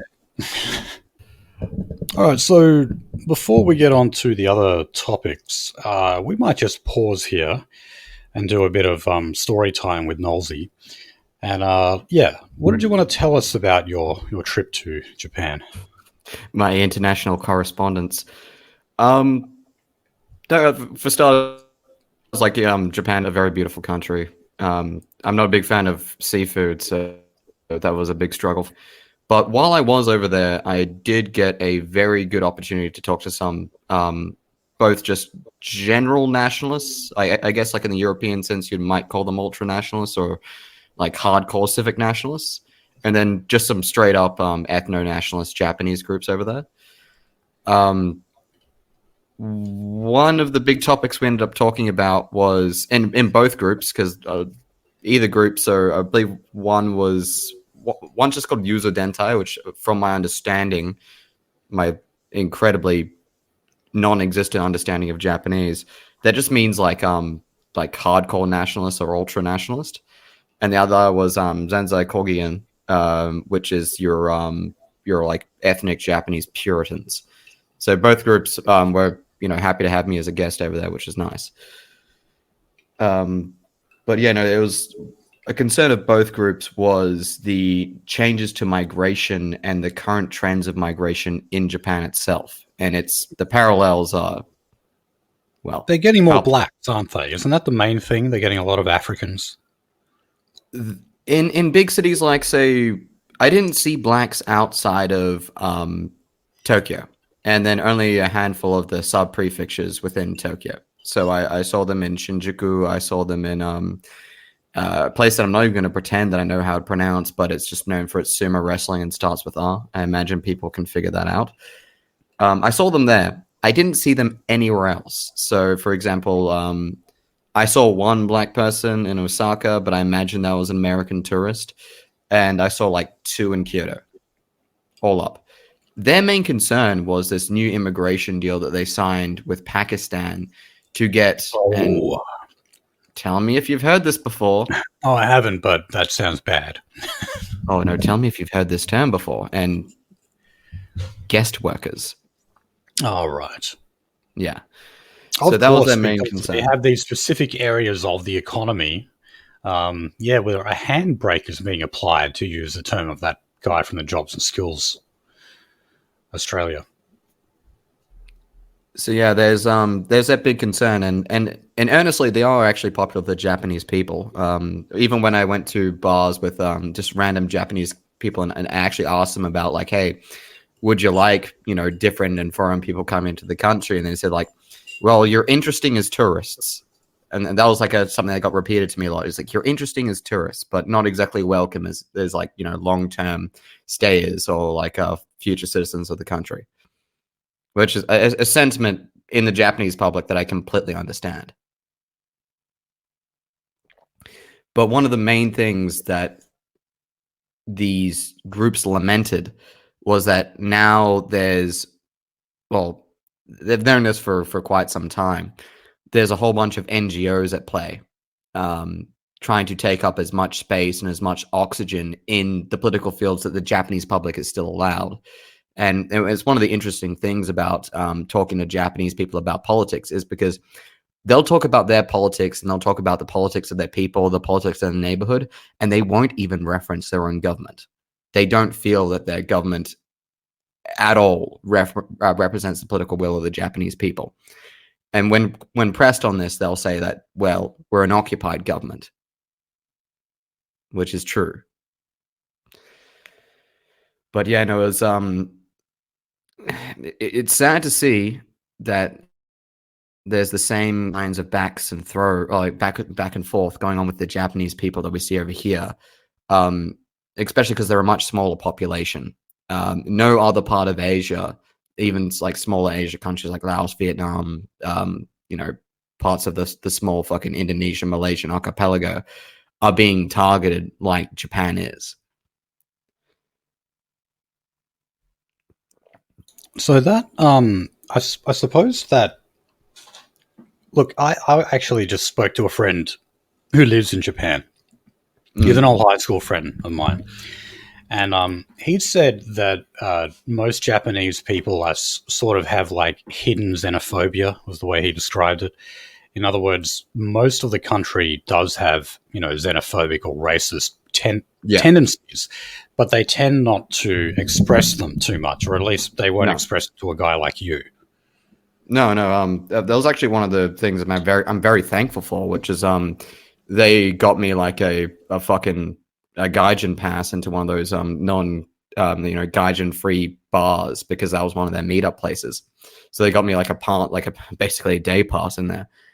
And I remember like walking through the front door, and then the patrons in the front of the house, because there's like two separate sections to the bar. The patron of the front of the house kind of being shocked that like in fact, here's a funny little like opportunity. You know what the racial slur for European people is in Japan, or translated is? I do not. There's two, but there's the one which is like the one you'll hear in like media and etc. Like in reference to Japan, which is like like light-skinned foreigner, and like that's quote unquote a slur. That's more of a description. Like, yeah, we're very light-skinned. The actual slur is the people who smell of butter. Butter? Yeah, Is that what butter. it smell like? Yeah. Oh, apparently to like most Asian people, Europeans smell like either off milk in China, which also that's a slur in Chinese for Europeans. But apparently People of butter, or people who smell of butter, is the Japanese version of it. Okay, I've never thought we particularly smell like butter, but anyway, that's fine. I'm not. Yeah, we I'm smell not like popcorn offended to by these that. people. You notice, like, pretty much every slur that people make up for white people, none of them are ever offensive. Like that did not offend me in any way whatsoever. What you just told me. Okay, so I smell like the front end of a cinema. Okay, but yeah, no, it was one of the things like they had to explain to the patrons in the front of the house why I was there, and then after they're like, oh, okay, no, he's like, okay, he's got like he's one of these kinds of guys, all right, and then they were fine with it. But yeah, no, it was good to talk to them. They're facing cultural attacks as well. So, for example, there's like two types of shrines in Japan. Christianity is very minor over there, by the way. I'm going to make that point for another point coming up. But the Shinto shrines over there, you're technically not allowed to buy them. But what you can do is they run on a 5-year donation cycle. So there's like normally a box or etc. out front, and the local population puts in money, normally anonymously. But these NGOs are getting like a friendly Japanese citizen to donate millions of US dollars to these things, well above the normal budget of these shrines. And then if you donate privately, you get a bit of governance power. It's normally limited to like, oh, you can decide, or you can like, hire a sweeper or a janitor for these shrines. So for the Shinto shrines, the janitor of the shrine keeper, decides what gets hung up, decides, who's allowed there and who's not allowed there. So it's cultural leverage that they're taking over the Japanese people's ancestral religion. And it's all being done by NGOs. So if you go into the big Shinto shrines, say in Tokyo, Kyoto, Osaka, the big ones, you'll see are now, some of them hang pride flags. And I was shocked to see this originally. Now, the local people hate it. They fucking hate it. But, yeah, no, they just don't have the capital power individually, and they're not allowed even to organize on these grounds through donations to change that. How rampant is because I know, like, South Korea, they've sort of like adopted all the worst aspects of Western individualism and materialism, and that ends up expressing itself through formats like K-pop, for example, where you literally have teenagers on slave contracts. I mean, they've got a very similar sort of thing, like a similar kind of urban cultural decay in Japan, don't they? Yeah, it's a very similar deal to what you get over in the West, and yeah, that's for a reason. It's direct fucking import over there. Where like if you go into the cities, you'll see, yeah, girls like fucking slutted up in designer clothes with Western labels and all this kind of stuff, and it's still disturbing. It's still very jarring, especially to like the above 30 population over there. But unfortunately, there's been deep cultural decay in the youth over there as well, and you see the same thing where like the vast majority of the youth are just kind of looking to be trendy and get by and etc. And then there's the subsect that falls into our milieu, which are just completely and utterly repulsed by it. Right, and I mean high suicide rates too. Oh yeah, no, it's one of the things I noticed about Japan was that like if you don't have an in, you're about 5 or 6 missing connections from a death of despair. Ah, jeez. Yeah, it's there's a level of cultural sickness that like I even said it to one of the first group was like not really willing to entertain this idea, but the second group was. I said like, look, the vast majority of this cultural decay was imposed upon you after World War II. And it was because they allowed some fucking 20-year-old Jewish woman to write your fucking constitution. Yeah, literally a Jewish woman wrote their constitution. Barely a woman. But yeah, Yeah. no, it's they've got very similar fights, and then they've got some very strange ones going on. So you know about the assassination of Shinzo Abe? Oh, I certainly do, with that makeshift gun. Yeah, yeah. So we did cover that, but I got a little bit more information when I was over there because apparently he was a part of this like pseudo Christian cult group that was basically like a lobby group in disguise. Kind of conservative with the pronatalism, but like it was solely for like economic drive, and then like basically like the idea was like, oh yeah, we'll have these kids and we'll set like a delay policy, so in like 18 years all these kids get funneled into like menial base worker industry to kind of like return Japan to where it was in like the 1970s, like not culturally obviously, but just economics wise, where you had basically a slave population working in industry and electronics manufacturing. Right.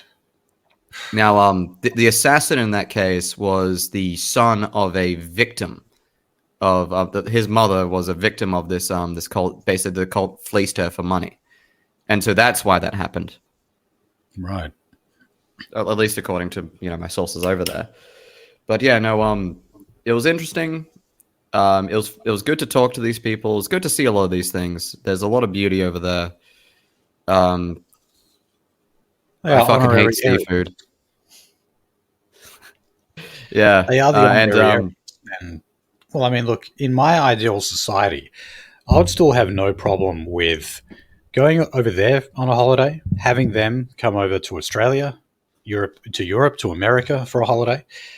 I would simply draw the line of like, you just can't live here, okay? And you can't own property here. Um, I'm sure you would be perfectly good neighbors, and I might even like to have a chat with you every now and then, but you're not us, okay? And if you've got your own country, and it's a great country, and you should just stay over there. And we can still have like a diplomatic and trade relations with you, and even a military alliance, just like our uncle did.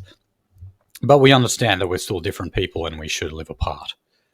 yeah, that was even my sentiment. I was asked, what is my take on kind of like these European people who are like settling in large cities as artists and etc. And I was just like, actually be suspicious of them because the artist class of Europeans are not exactly the most tasteful of people.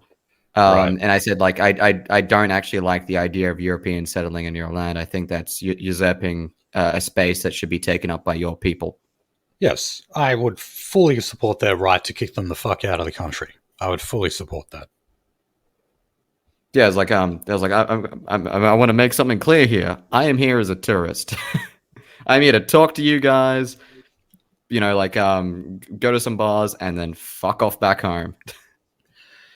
Yes, no, definitely. You can come here on a visitor visa. I don't have any problem with Japanese, Chinese people doing that. I wouldn't allow Africans in though. Just full Oh stop. yeah, no, no. No, no blacks, no Jews. That was Basically, if you run a risk of increasing criminal activity here in Australia, then no. If we have Japanese people over here having a holiday, they don't pose that kind of risk. oh So, the funniest thing I've seen in a hot minute is a Japanese dude trying to figure out his way around the N word. oh, they haven't figured that out yet. No, they can't fucking pronounce it properly. Oh, okay. It's like an umlaut e when they do it, and then like they'll give up and they'll just put a u in it. It's like there's like this type of script over there. I didn't fucking bother remembering the name for it, but they'll get like an English word and they'll just add u in it just to make it rhyme a little bit better or like flow a little bit better with their actual language. Hot Okay. dog, like a hot dog, hot dog. There we go. That's a prime example. All right. Should we get on with the other topics we got? All right, let's rock and roll. Okay, so we're going to go. There's a few stories here today for climate and energy, so I'll just kind of go through some of these quickly. So, energy companies who have been prospecting for wind and solar projects are apparently causing, quote, distrust, uncertainty, and anxiety in many regional communities. So this was a report that was just released by the Energy Infrastructure Commission, and this is about the growing opposition to green energy projects in regional areas. There was also, I might as well mention this now, a fairly sizable protest outside of Parliament House, I think on Tuesday. It was when the first day of Parliament was back. Very fiery question time, but you had a hell of a lot of people, people who are farmers or just everyday people who live in regional areas, protesting about this, protesting about emissions reduction targets, and just how green energy projects are ruining people's lives and bumping up prices everywhere. But anyway, by 2030, the government wants 82% of Australia's power to come from renewable sources. And that means we have to really rush these projects out in these regional communities. And that means that they're throwing money out at the different companies who can build them. And they're currently bidding for it. And what a surprise that the people who live in these communities don't trust those companies.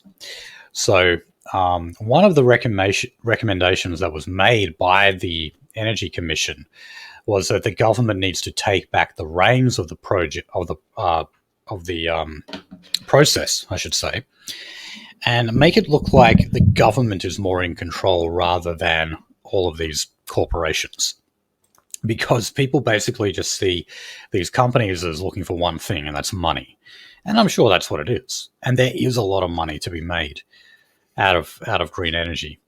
So this basically was just, as far as I could see, advice to the government on how to manage their public relations a little better. You've got a bit of a PR problem when all these people who live in these areas believe that these companies are just out to make money and don't give a shit if they make our lives a living hell in the process. So yeah, and if that protest at Parliament House is indicative of anything, it certainly does suggest that yes, people do think that. However, I would also say that they're equally skeptical of the government, because the government is the one running these schemes in the first place, who is making these ridiculous targets by 2030. Where do you think the profits come from? Right. Yeah, I mean, this is all set up. It is artificial, to kind of agree with the libertarians. But that doesn't matter to your average company. They don't care. They don't have an in-principle commitment to a free market. They just want to make money. So if the government is the entity offering the money through these projects, well, they're going to run with it. Pretty simple. Again, to your average libertarian, I'm sorry, you get rid of a state and you just leave a power vacuum that's going to be built up by one of your libertarian militias that's just going to become the state. Oh man. So here's another area of the economy that the Albanese government is under pressure to decarbonize, is the term that they like to use here, and that is aviation. What? So after presenting Treasury with the Tourism and Transport Forum's pre-budget submission, the chief executive, Margie Osmond, said the government must commit to a minimum of $300 million over the forward estimates to help Australia produce its own sustainable aviation fuel and development local industry. So to just quote here from the chief executive, she said, popular holiday spots like Japan and the UK will require 10% sustainable aviation fuel for flights arriving at their airports from 2030. If Australian airlines don't have enough SAF to meet those mandates, we could see penalties passed on to passengers through higher airfares. So in other words, if the government doesn't step in here and subsidise the cost of decarbonising the aviation industry, it's going to be passed on to consumers in the form of higher plane tickets. So there really isn't any area of the economy where they don't want to put their tentacles. No. I'm just going to do a quick calc right here. Average flight time, 90 kilograms times 7. So basically, for your single average flight, you're talking about 20,000 kilograms of CO2 for your average flight from this country to another country. And then flights out of Australia per day. Let's find that out. Flights out of Australia per day.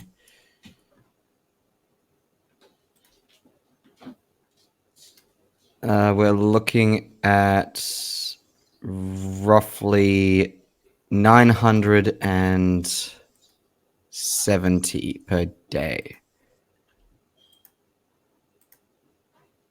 Times 970. All right, we are looking at about 19.4 million tons of CO2 emitted by commercial flights leaving Australia every single day.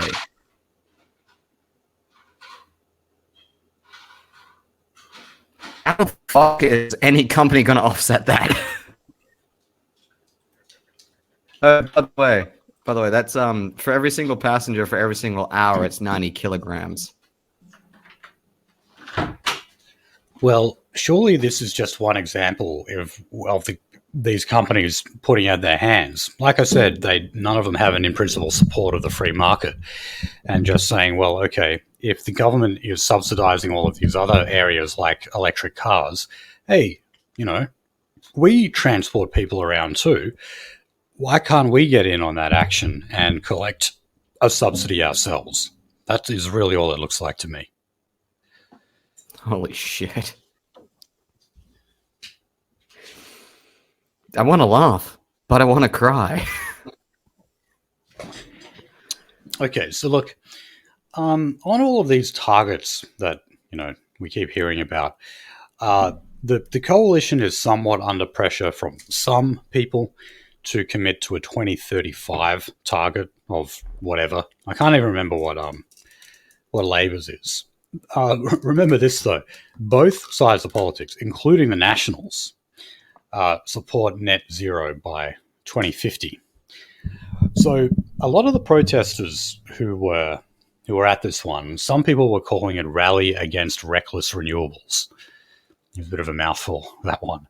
But they were urging the National Party to abandon its support for net zero by 2050. And remember, Matt Canavan is on the backbench, and the reason why is because he doesn't support it. So basically, if you're on the Nationals front bench, it means that you do support net zero by 2050. But there's also calls on the coalition not to commit to 2035 targets. But on the other hand, you do have investment groups who are saying we need a form of market certainty involved here. And that means we need to know what both sides of politics want in terms of emissions reduction targets. If you tell us that you want X amount of emissions reduction by whatever year, well, that makes it easier for us to, make our calculations accordingly. So, I don't know. I guess there would be somewhat of an argument to be made there in that, you just create market certainty. What if you just said you weren't going to have any targets whatsoever? I would like to see that. I would actually like to see a return to more of the free market when it comes to energy. I really would. I still support public utilities, like back when Synergy was actually run by the government. I wouldn't have a problem with that. But in terms of all this tinkering that we do to make, in a desperate attempt to make renewables more viable, we create so many market distortions that leaves everyone worse off. And by the way, when we mean market distortions, we're not talking about oh god, there's some precious needed item that needs to be price fixed and might be fucked with for a little bit, etc. There's libertarian arguments for that. But we're talking about like, oh yeah, we're just talking about like some fucking like multinational fucking like investment corporation that's invested in some company making fuck tons of money and then basically getting paid with your taxpayer dollars. Yes. All right. So just quickly, we've all heard about the Port of Hastings offshore wind terminal. So this was in Victoria. So this is where it was actually approved by the Victorian government. They're actually very proud of it, that they were going to have this offshore wind farm. And, then actually the federal Labor environment minister said, no, you can't do it because of the threats to the environment, including native birds who migrate there. It turns out that the energy minister in Victoria, Lily D'Ambrosio, spent $30,000, over $30,000, on a trip to the UK and Europe to spruik it, to actually advertise it and brag about it, only to return and then find that, they'd sort of been blindsided by federal Labor. So I would still say that that's really not that much money in the larger scheme of things, considering the billions we're wasting on this all the time.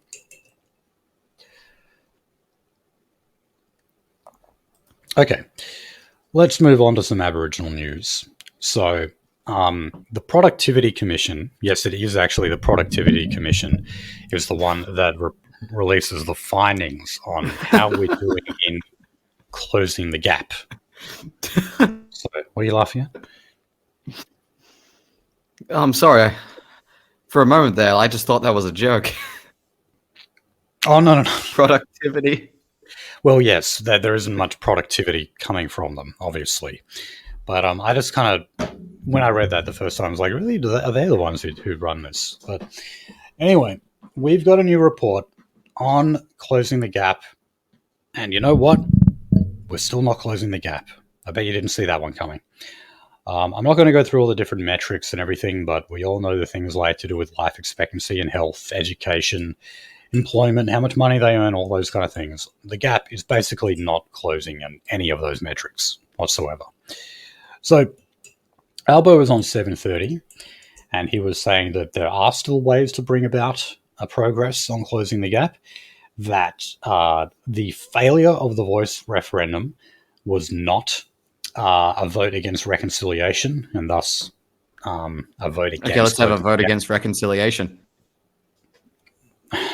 It was a vote against fucking the Aboriginal industry, though. I would definitely say that. It was. And then what the fuck is reconciliation? Right. So look, what did the Productivity Commission actually tell us here, besides what we already knew, which is that the gap just isn't closing? Well, the recommendation they made, the main one, was for government to relinquish control of these various programs and hand that control to local government and local Aboriginal policy makers. So, like, for example, like local governments and institutions that they have in these remote communities, and actually give them more power. What the hell would that look like, for God's sake? That would basically mean, all of the money and the resources that are pulled from the state governments, territory governments, would then simply be pulled into these remote communities. Now, if you look at one of the other stories we've got today, this is I'm not going to try to pronounce it, but it's some council of Aboriginal corporations in WA has been accused of misappropriating hundreds of thousands of dollars of funds. So, of course, this is funds that are supposed to go into education, into, well, actually, you could just say humanitarian aid, considering, yes, some of these Aborigines do basically live in third world conditions. Because they're a third world people, they're the conditions they're going to naturally create. So, so they have appointed an accounting firm now to go through the finances of this Aboriginal corporation and figure out just what happened and how all of these funds got misappropriated.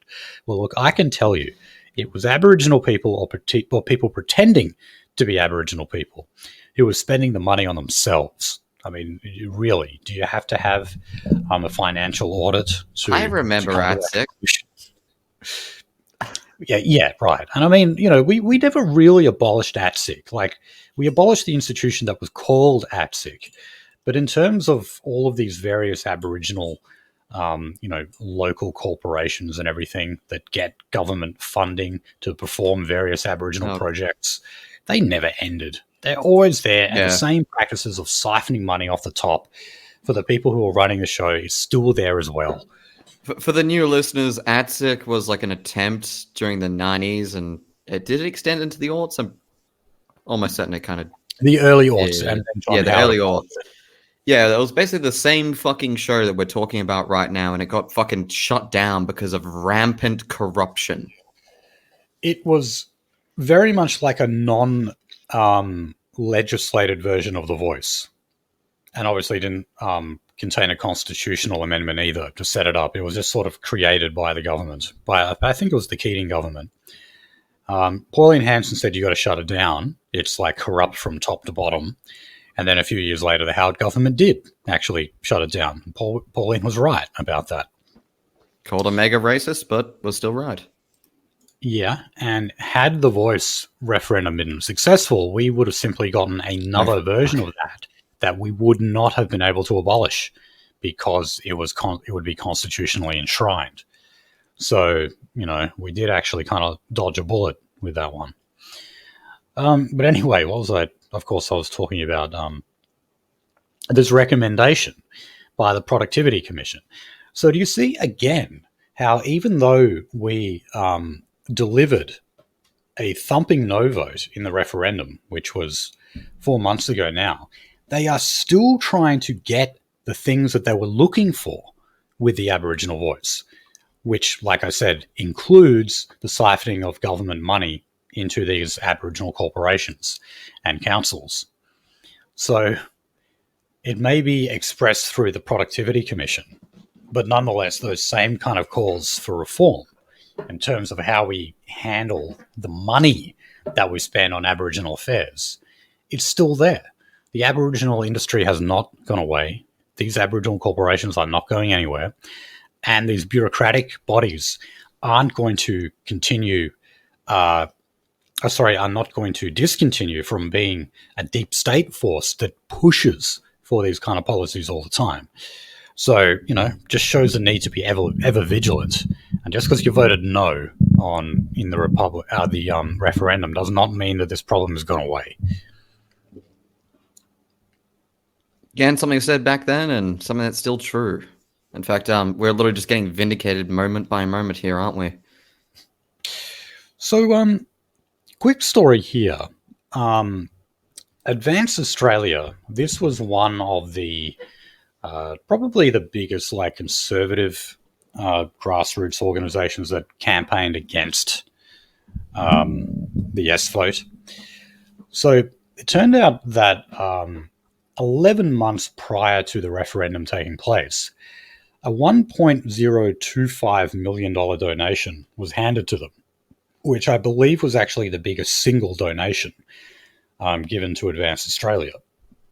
Now, we don't know where most of the money came from to finance either side here. And apparently the AEC will publish the names of donors in 2 months' time.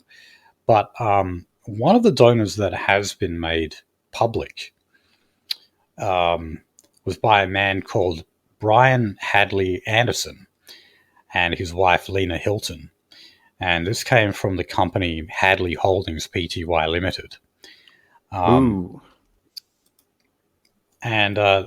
they mainly, Mr. Anderson, there's Brian Hadley Anderson, made his career in car sales. And he's 90 years old now. But it is him, this sand groper, who made a lot of money in car sales, actually handed over $1 million. So, yeah, good on you, Mr. Anderson. He probably knows that he's, not got long on this earth left. So fuck it, why not? yeah, he did. He gave his money to a good cause.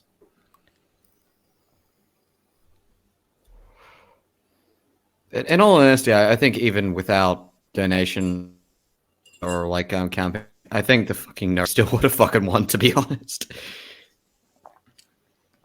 Yeah. All right. So look, last story on Aborigines, and that is some Liberal MPs, coalition MPs, want to see the reintroduction of the cashless debit card. So this again comes in response to the lack of progress been made in closing the gap between Indigenous and non-Indigenous people. And they're just pointing out the fact that in a lot of these remote communities, you had some success with it. So that meant where 80% of a person's welfare was quarantined, meaning they could only spend it on essential items like clothes, food, shelter, that kind of thing. And you could not go out and spend it on alcohol and gambling and drugs and whatever. And it actually worked really well. You had to just simply buy the essentials, so it forced them to do it. Labor abolished it. And it was fairly wide-ranging. It existed in South Australia, the Northern Territory, Western Australia, and I believe parts of Queensland as well, in where you've got these remote communities. But it's only a few Liberal MPs, and they're probably on the backbench, because I have not seen any public comments come from front benches. I wish they would be a little bit more vocal about that kind of thing, because it did work. And it, in turn, does lower rates of Aboriginal crime, which we all benefit from, surely. All right, so Depends on how much talking time about you spend in the CBD. So look, Anthony Albanese has announced that there is going to be reform in family law, national family law. It concerns things like disputes that occur when divorces happen, and domestic violence, domestic and family violence. Now, get this. This was part of a speech that was obtained by The Australian. This was supposed to have been delivered by Anthony Albanese yesterday, so the Wednesday. This was at the UN Women's Annual Breakfast. Now, granted, this story came out before he made this speech, so maybe he tweaked it since then. But anyway, the speech was supposed to be saying that the ever-increasing rates of domestic violence in Australia, and yes, Anthony Albanese does acknowledge that rates of domestic violence are on the up in Australia, is a reaction to the progress being made on gender equality, saying that men are using violence to try to reassert some sort of imagined authority. You hear that? So, because of the fact that women are breaking the glass ceiling and getting more jobs and getting higher pay and, I guess, competing with men for the authority that they once held, men are resenting this and lashing out against them by physically assaulting them. That is Anthony Albanese's theory here. What? Yeah. So I'll just read here a couple of the quotes that they took from this speech. That was I'd love to be a sugar baby. somehow the Australian newspaper got a hold of this. So men have to be prepared to take responsibility for our actions and attitudes. We need to put the focus on prevention, and we need to do that in new ways, concentrating our efforts on perpetrators, intervening early where there is a higher risk, whether it's because people are facing financial or health stress or alcohol and drug issues, as well as proactively engaging with children who have been exposed to violence, because all the data tell us that men who perpetrate violence as adults are more likely to have experienced violence as a child. That's true, but it's not necessarily because they did experience that violence as a child. It's because it's in their genes, you know, and they carry their parents' genes.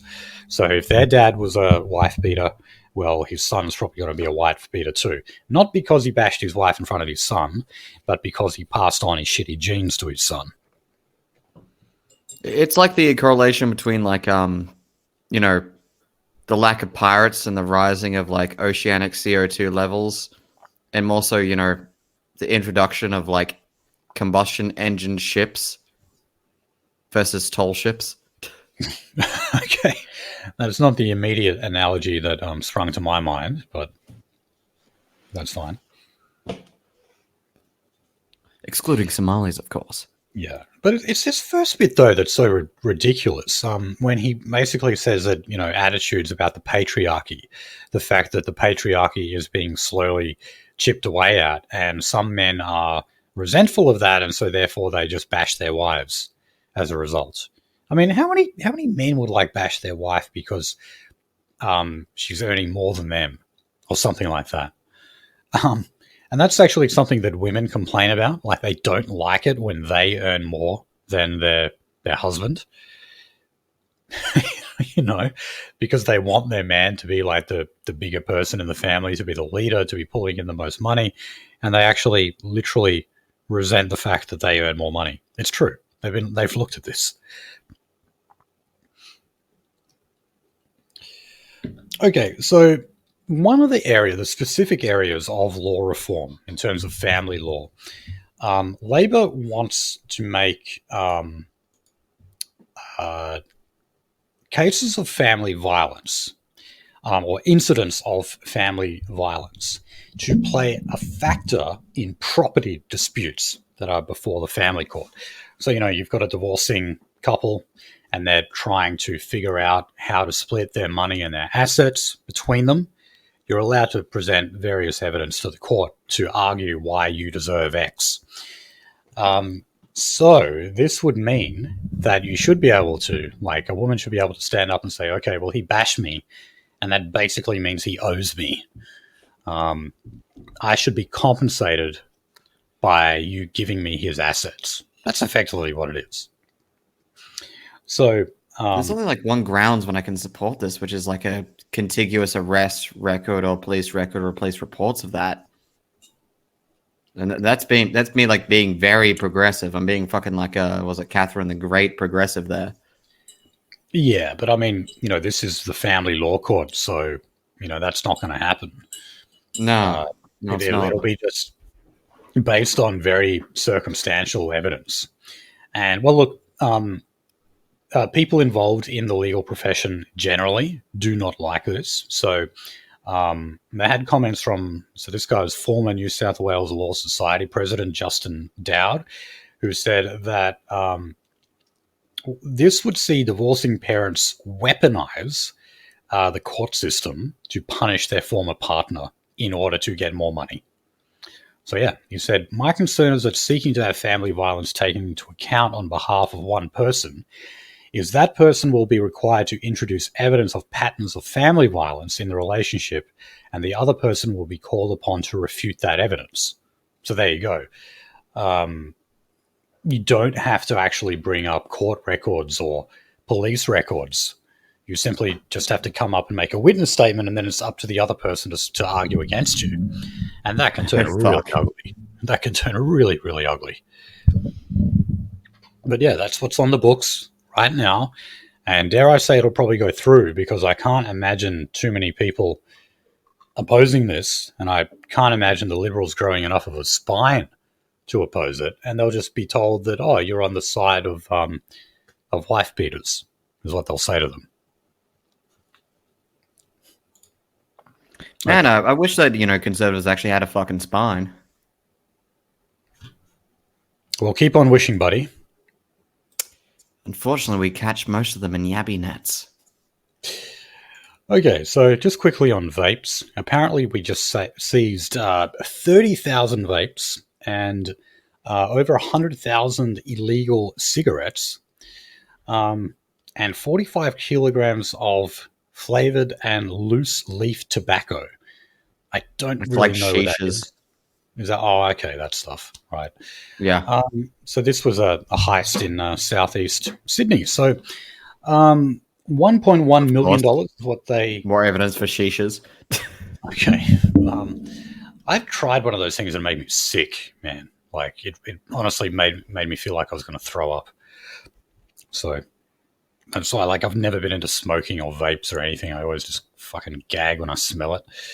But anyway, I'm kind of seeing one of these stories a week now, I think, ever since the government did announce a crackdown. Well, I mean, state and federal governments, actually. So, yeah, I suspect we're just going to see more of that.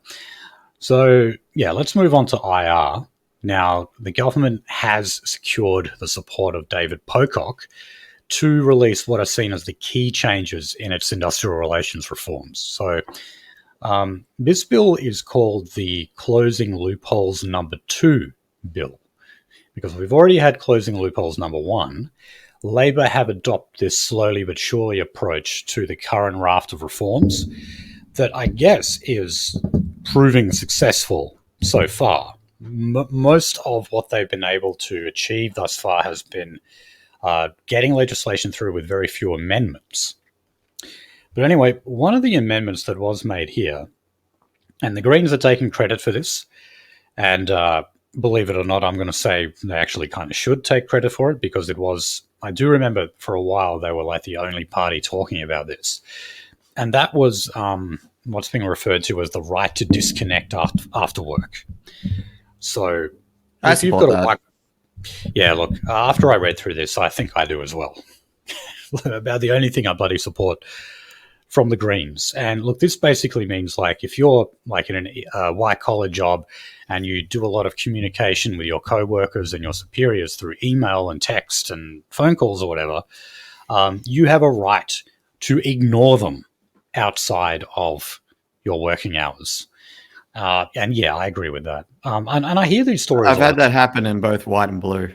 For my fellow work. I've had that happen with two. I mean, everyone's connected, so yeah. I mean, it'll probably be right across the board. Yeah, no, it's one of the things where like I've like basically when I was working a white collar job, I was assigned like some reports to be done on like certain productivity during the time, and then fucking like randomly out of nowhere, my boss is messaging me in the middle of the night saying like, "Oh, look, I'm talking to a client. Like, I need to know X, Y, and Z. Like, I don't have time to read the report. Can you tell me?" I was like, "It's the middle of the fucking night. Like, what the fuck are you doing?" Yeah, and it's not uncommon for that to happen. And they'll often put pressure on you and say things like, "Oh, how hard is it to reply to an email?"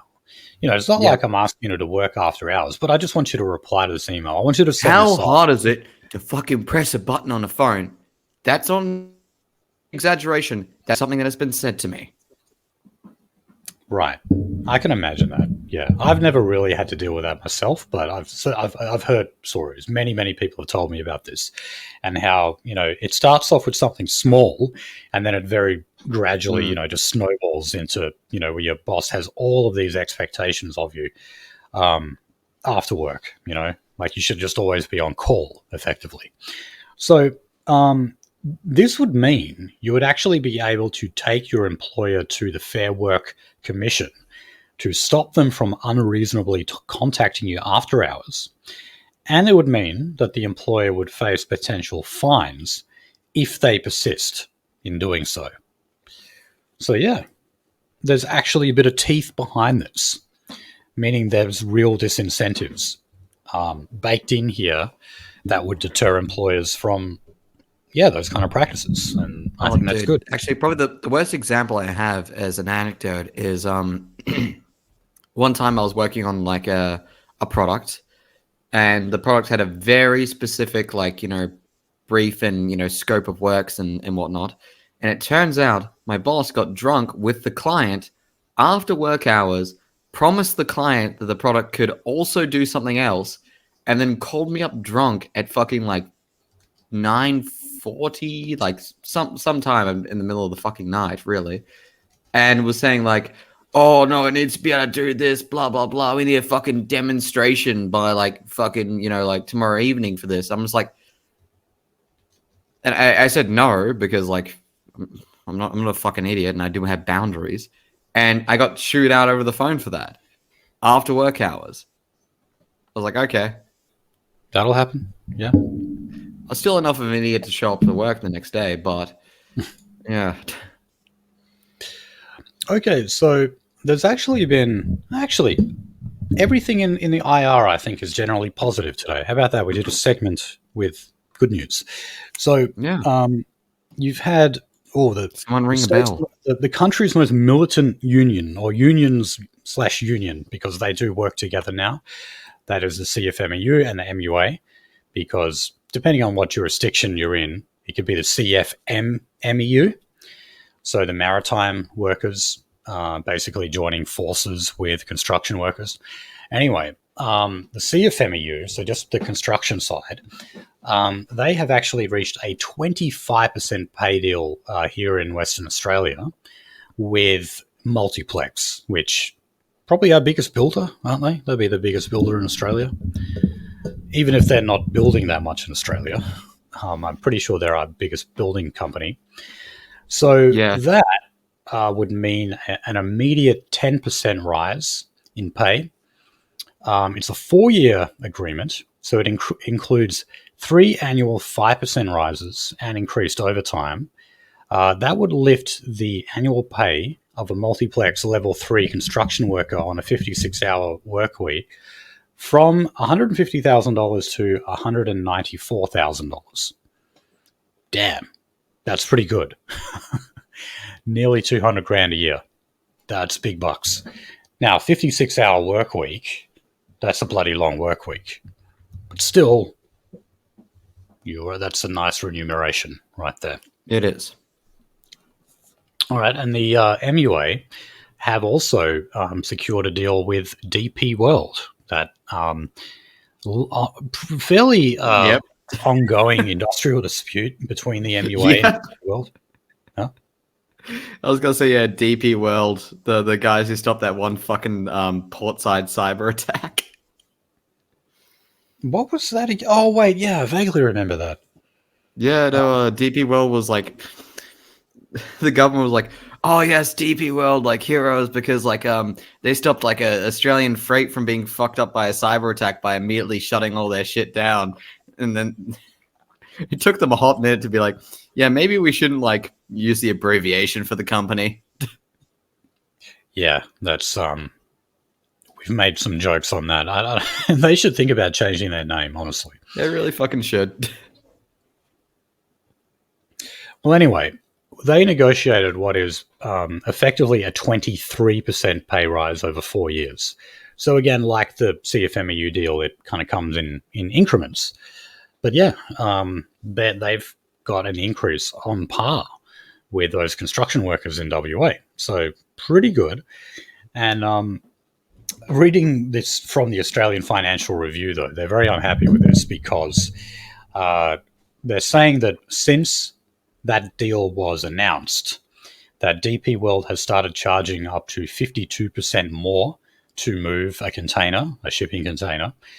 And at the moment, there is a backlog of 50,000 containers to be cleared because, they all piled up during the industrial action that was going on, which I must add, the Fair Work Commission deemed legal. In other words, when the MUA went on strike, they actually said it was perfectly legal for them to do that. And that was one of the reasons why they kept getting forced back to the negotiating table. And yeah, they eventually made a deal. Okay, let's go to state politics. So we finally got a date on the showdown between Moira Deeming and John Pesutto. John Pesutto being the leader of the Victorian Liberals, Moira Deeming being a former Liberal MP who was expelled from the party after the motion put forward by her leader. Now, this, I'll just run through it quickly. She was Suck the girl cock, Nazis. trans bigot. Yeah, well, she turned up to that that anti-trans rally, if you could call it that. That was hijacked by neo-Nazis.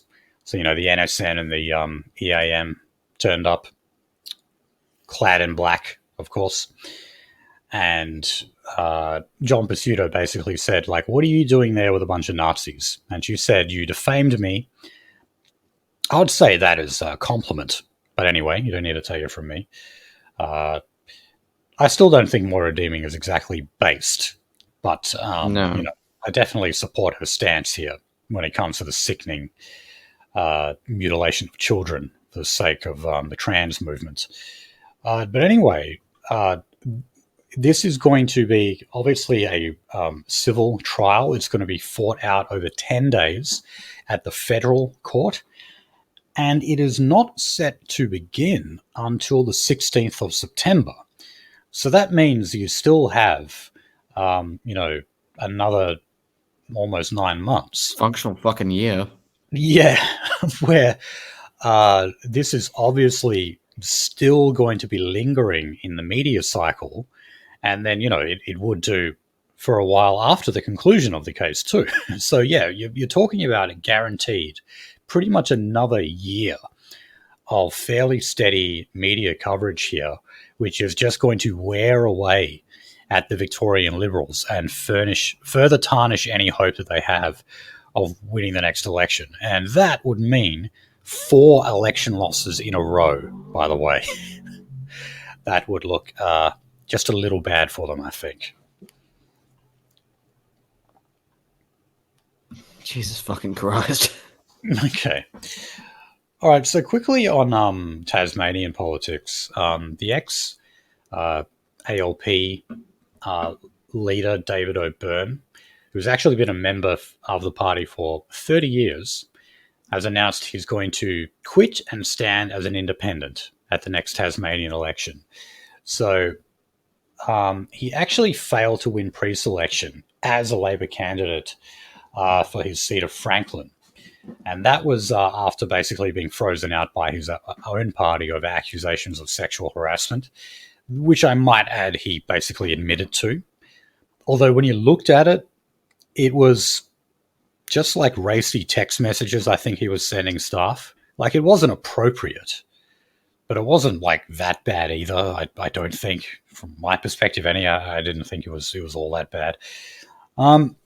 But anyway, yeah, he's not giving up. Like, he tried to maintain his pre-selection. He tried to work his way back into the front bench of the party, and it just had the opposite effect. They just froze him out. So, yeah, he'll be running as an independent now instead. Now, I should have put this in the prep, but concerning the Tasmanian Liberal Party, the current premier is Jeremy Rockliff. He is the country's only premier, so he's from the Liberal Party, that is. So fair to say he is definitely the most senior leader in power from the Liberals. And he's actually got an independent MP threatening to withdraw support from his government. So this has been going on for a while, like this instability of what is the only surviving government of the Liberal Party in the country. And now it's looking even more precarious because you've got this independent who may be withdrawing support.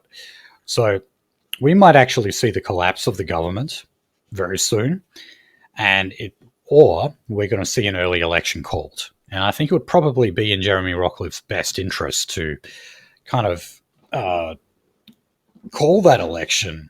And hey, trending in Australia right now, general election now. Yeah, I mean, look, he needs to kill off all of the speculation that is there and all of these threats lingering in the background for him. He should just say, all right, let's go to an election and let's just get this over and done with quickly. Okay. Well, let's just do a few quick stories here. So George Christensen is also looking at a comeback, former Nationals MP. So he was against things like net zero. He was also very much against vaccine mandates and stuff like that during COVID. He really took on like the anti-COVID restriction role for a long time. He was even on Alex Jones's show. I don't know if you remember that. He is also an enormously fat cunt, and believe it or not, he used to be even fatter because he used to because since then he had a stomach staple or whatever it is.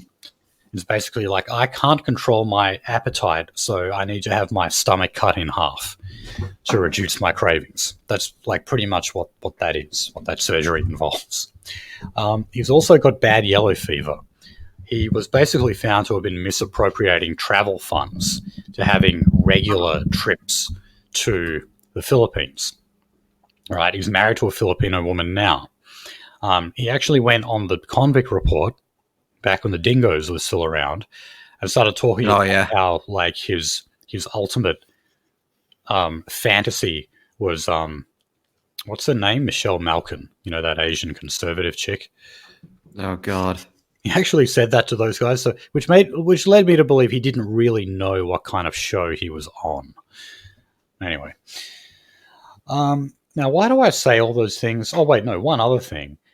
In the last election, he defected from the National Party to go to One Nation, and he went into what was going to be an unwinnable seat for him. And that actually just meant that when he left Parliament, he got a better pension. He got more money. And a lot of people said, yeah, well, that was probably why he did it, and I'd have to agree. Why else? What the hell is the point of just jumping ship at the last minute to a seat you're not going to win unless it was for something a little dodgy? And that's what it ended up being. So for people who are celebrating him coming back, I don't see it as any reason to celebrate. He was one of those kind of fake maverick leaders that really wasn't worth a pinch of shit. Many such cases. So, yet more data from the Productivity Commission. Don't you love this?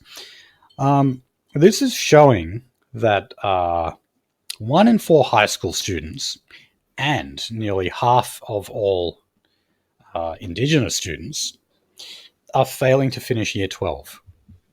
I got to say, I thought it would be higher for Aborigines. I would have thought most of them would not make it past Year 12. They're saying only half. You're not accounting for the I pass any can't ratio. Yes. So the data found that barely half of students who dropped out of school in 2022 had found full-time work or enrolled in further study. Half the school dropouts were unemployed or else working or studying part-time. First Nations children are the most likely to miss out on an education, with half failing to finish Year 12.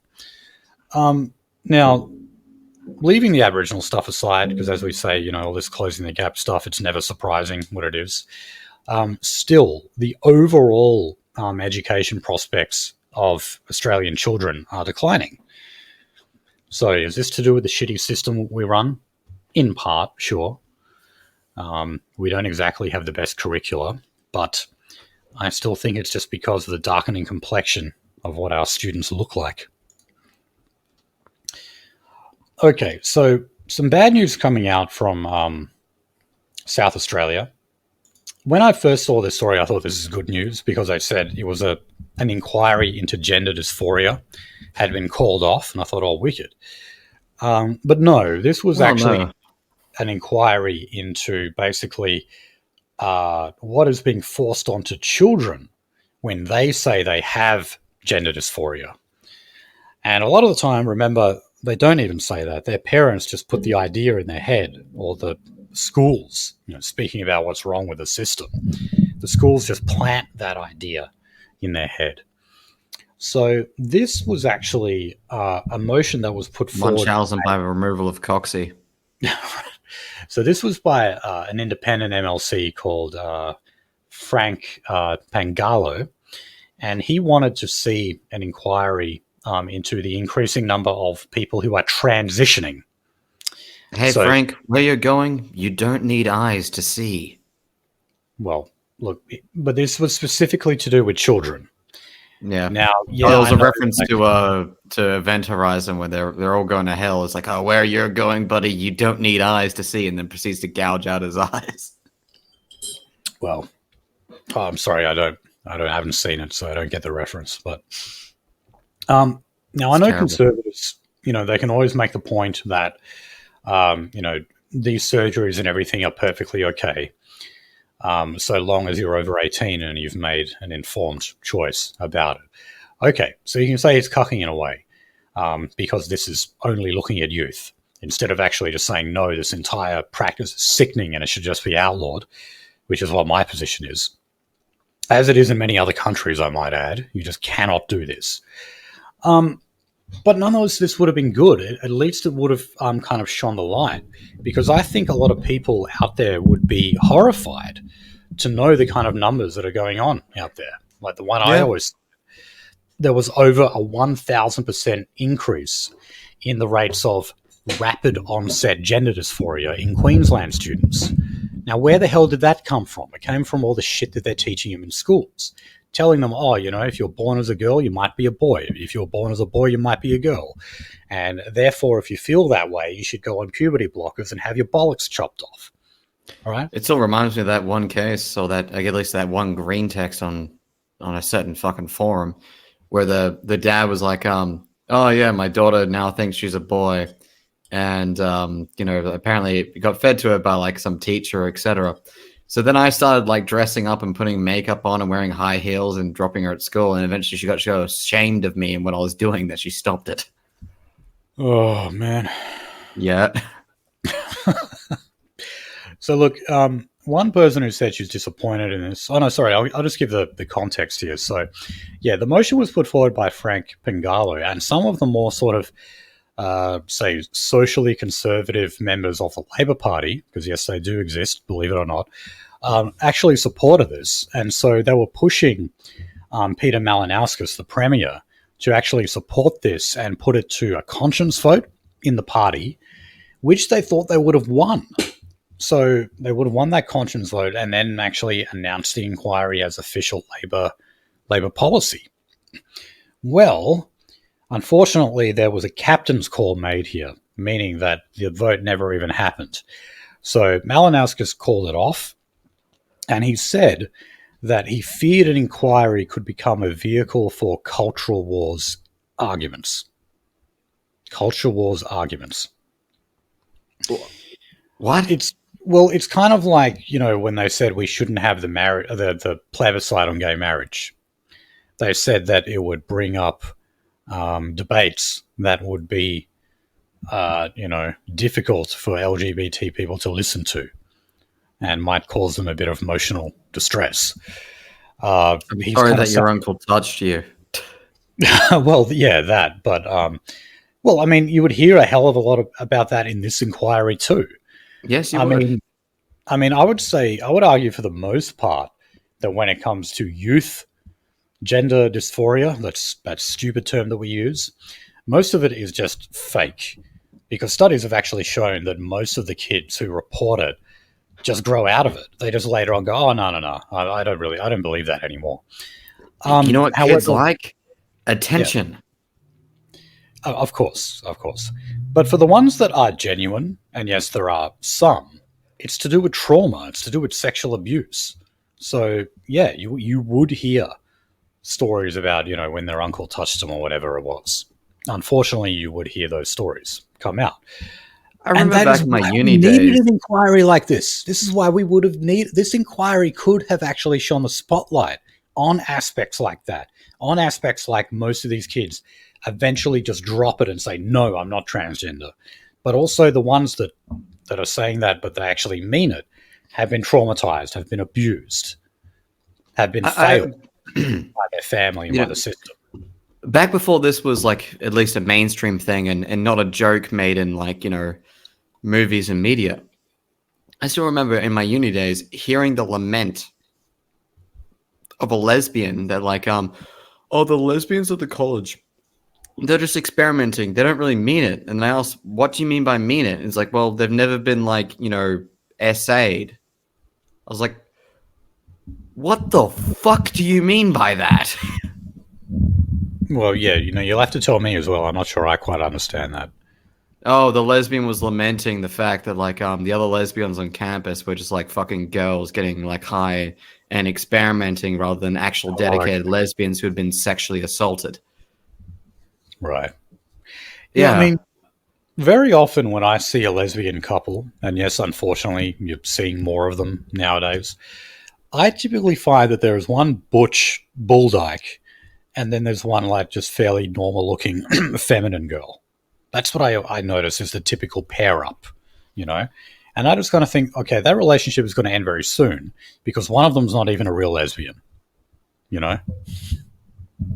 One of them doesn't mean it. In the terms that a lesbian spoke to me, one of them does not even mean it. Yeah. If it's a case of just like two bulldogs, well, yeah, that relationship will probably last a bit longer, but there'll be more black eyes. And the fights will probably be even worse because they're like, physically equal. Two traumatized people that have violent responses to sexual interaction or Mutually sexualized assured interaction. lesbian destruction. Yeah. There we go. Is that a title? I would love to make that a show title, but yeah, I don't know if YouTube would. I'm surprised that channel is even around. Can I just quickly say, if anyone noticed the comments shut down on our last video, I didn't do that. YouTube did that. I've never shut down the comments section before, and I never will. So, we love comments. Just to make Please leave us comments. We love comments. I did not touch the comment section. I don't even know why I read the comments. And they didn't like email me either about it. I just noticed, like when I went to check back to see how many views we got, as I sometimes do, and I noticed the comments have been shut down. So just want to make that very clear. I did not do that. All right. Okay. We're actually nearly at the end here. So quickly on defense. So Human Rights Watch, which is actually not a bad NGO for the most part. I mean, they're run by a bunch of fucking hipsters and everything, but they're actually fairly objective in terms of their reporting that they do on human rights violations. But anyway, they're saying that foreign military personnel should be required by Australian law to be vetted appropriately if they are going to serve in the Australian military. Now, this comes... Yeah, so look, to add the context here, as we have spoken about many times, there is an absolute employment crisis in the Australian Defence Force. They are really struggling to get people to sign up, and it's even more difficult to retain them, to actually see them. I know, I've received the fucking emails. Yeah, and I mean, we see the ad. I see the ads everywhere, you know. You just see them generally, actually, like for border force, for police, for prison officers, youth custodial officers, like all of those kind of jobs. They're just struggling to get people to join up. Anyway, what has Australia been doing? This crisis, by the way, it doesn't just refer to the rank and file, like the people at the bottom. This actually goes for people at the top as well. Now, what the Australian Defence Force did recently was they hired this guy. Oh God! Well, he's commonly known as Ben Naliva, and this is a guy, a colonel from Fiji, and he was the right-hand man to a coup leader in Fiji as well. And it turns out that this guy is actually a notorious torturer. And I mean that in the very literal sense of the word.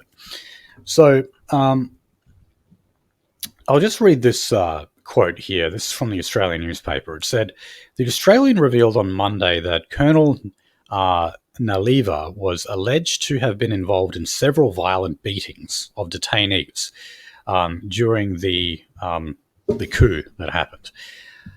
With former Cabinet Minister Sam Spate claiming the soldier tried to force an M16 rifle barrel into his anus during an interrogation." So that was the kind of thing that this guy was doing, was sticking guns up people's asses, quite literally.